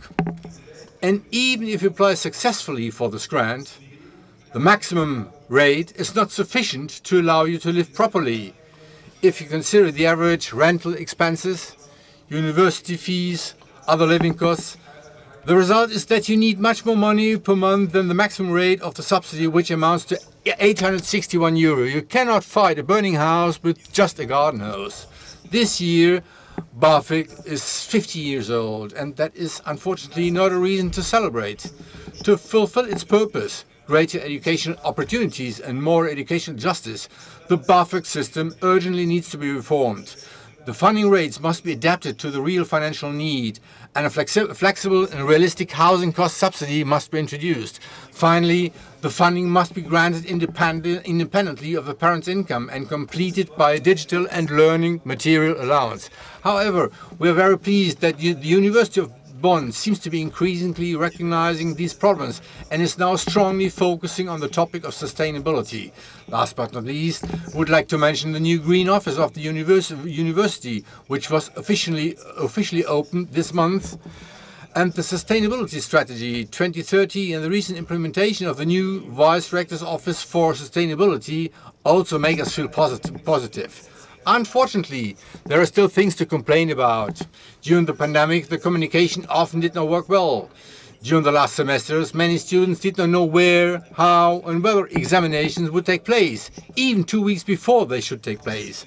This semester, too, there is still uncertainty whether classes will now be held face-to-face, hybrid, or entirely online. It is obvious that due to the pandemic, concepts had to be modified spontaneously almost every week.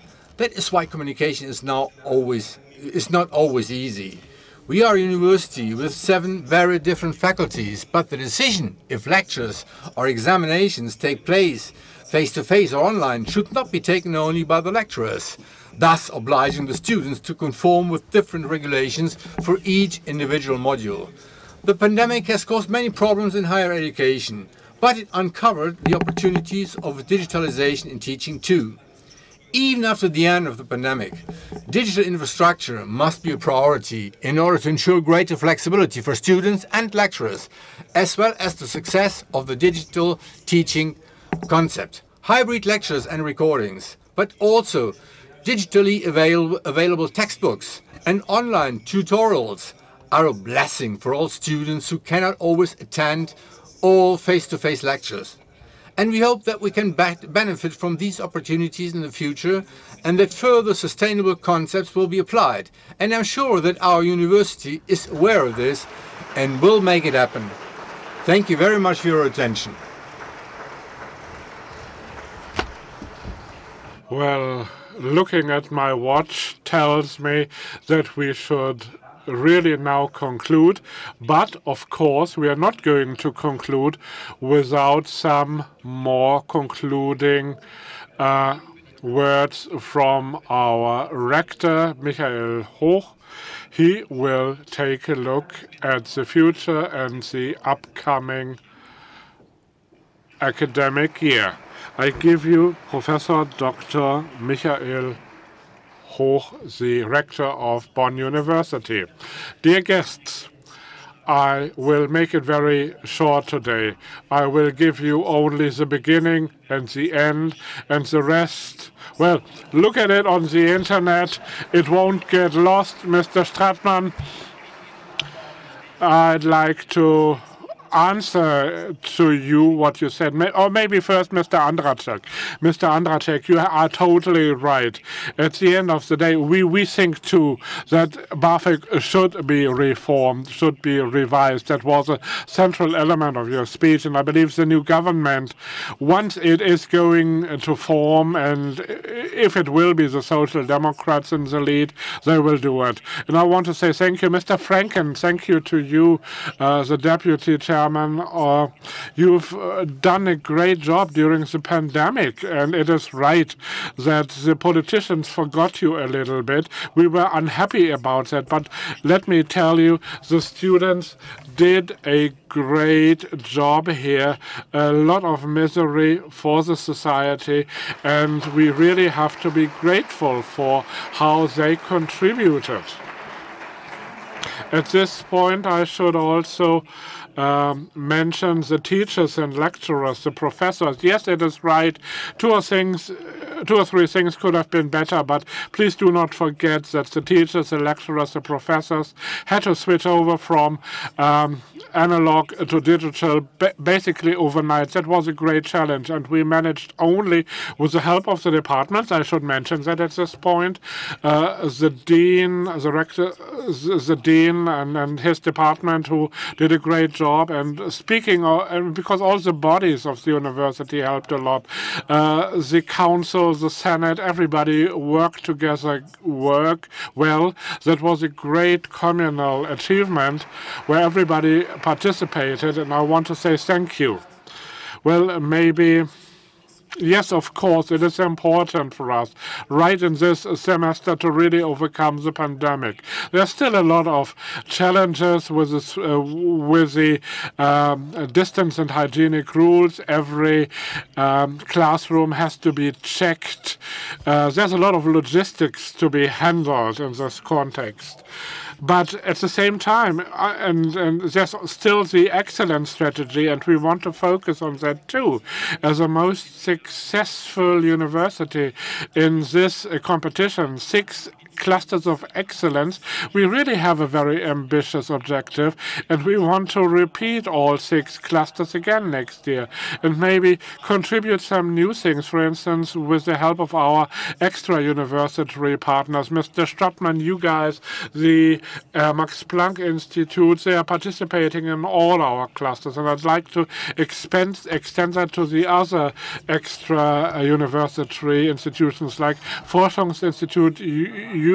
Without you, Mr. Marquardt, it wouldn't be possible, and thank you for that. We would have never received that cluster. The same goes out to the Fraunhofer Society, who's also participating in our clusters, and I believe it is especially this local interaction, the regional, the ABCDJ axis, as we call it, J standing for Jülich, for the research center at Jülich, that's really made us so successful, and I want to thank you all.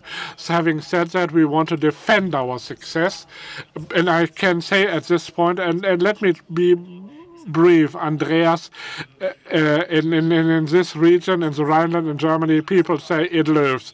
It's going well. The clusters develop well in our transdisciplinary research areas, the TAA, the Trans Academic Advisory Board.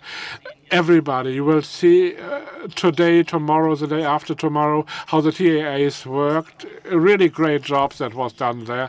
Indeed, we have developed a lot of dynamics here with all those innovation spaces that go beyond departments and faculties, etc. It's so much great link-up that has happened there, possible only within such a great university with so much diversity of subjects. And I'm jumping from one topic to the next. You notice. I like to take up something else that I heard today. I mean, Mr. Stratmann gave me some great ideas, and I like to pass on that ball and make a touchdown, but you have to help me. But before that, let me give you a quote from somebody else that I love a lot. The quote is the following: the upcoming centuries will have a job to do in the consumption of what we have in terms of power in nature to introduce wise economics, and especially that what we have received as a heritage from the past and which cannot be replaced in the soil, and not to spoil this.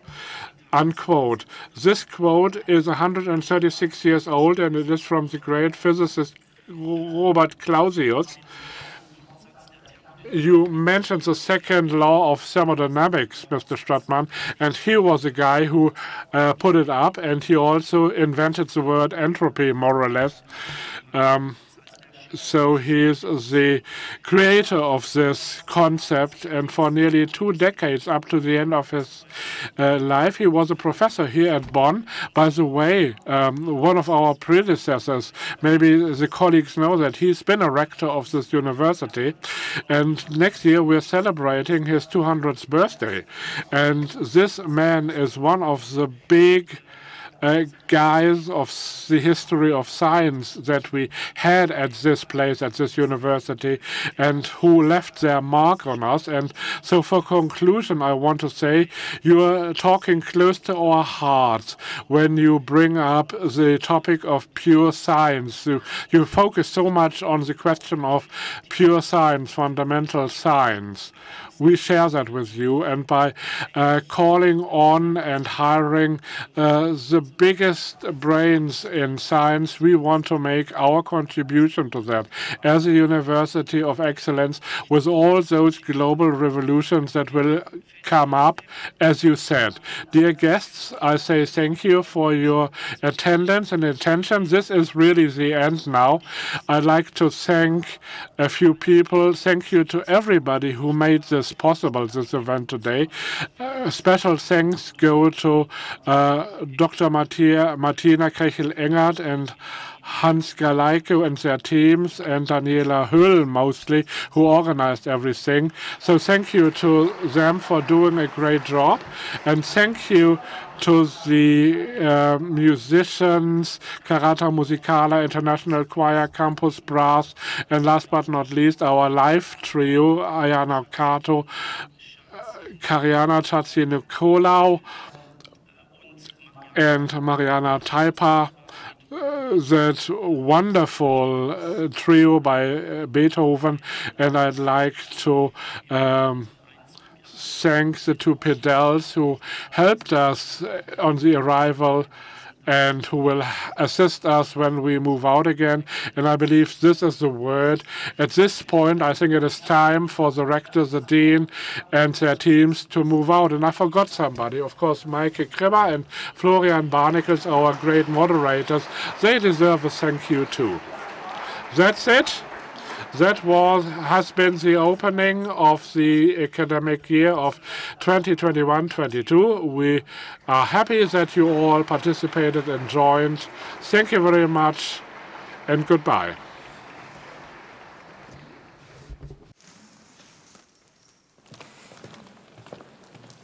Ja, wir möchten uns auch noch. So, thank you very much from our side. Well, you may prepare yourself for leaving. Thank you very much for these very nice words at the end of this opening ceremony. Thank you very much to you all. And we wish you a nice and beautiful academic year 2021-2022. And well, for the procession of the rectors and deans, so please enjoy it. And this will once again accompanied by Campus Brass and its music, and this time it will be put in on the Ritz.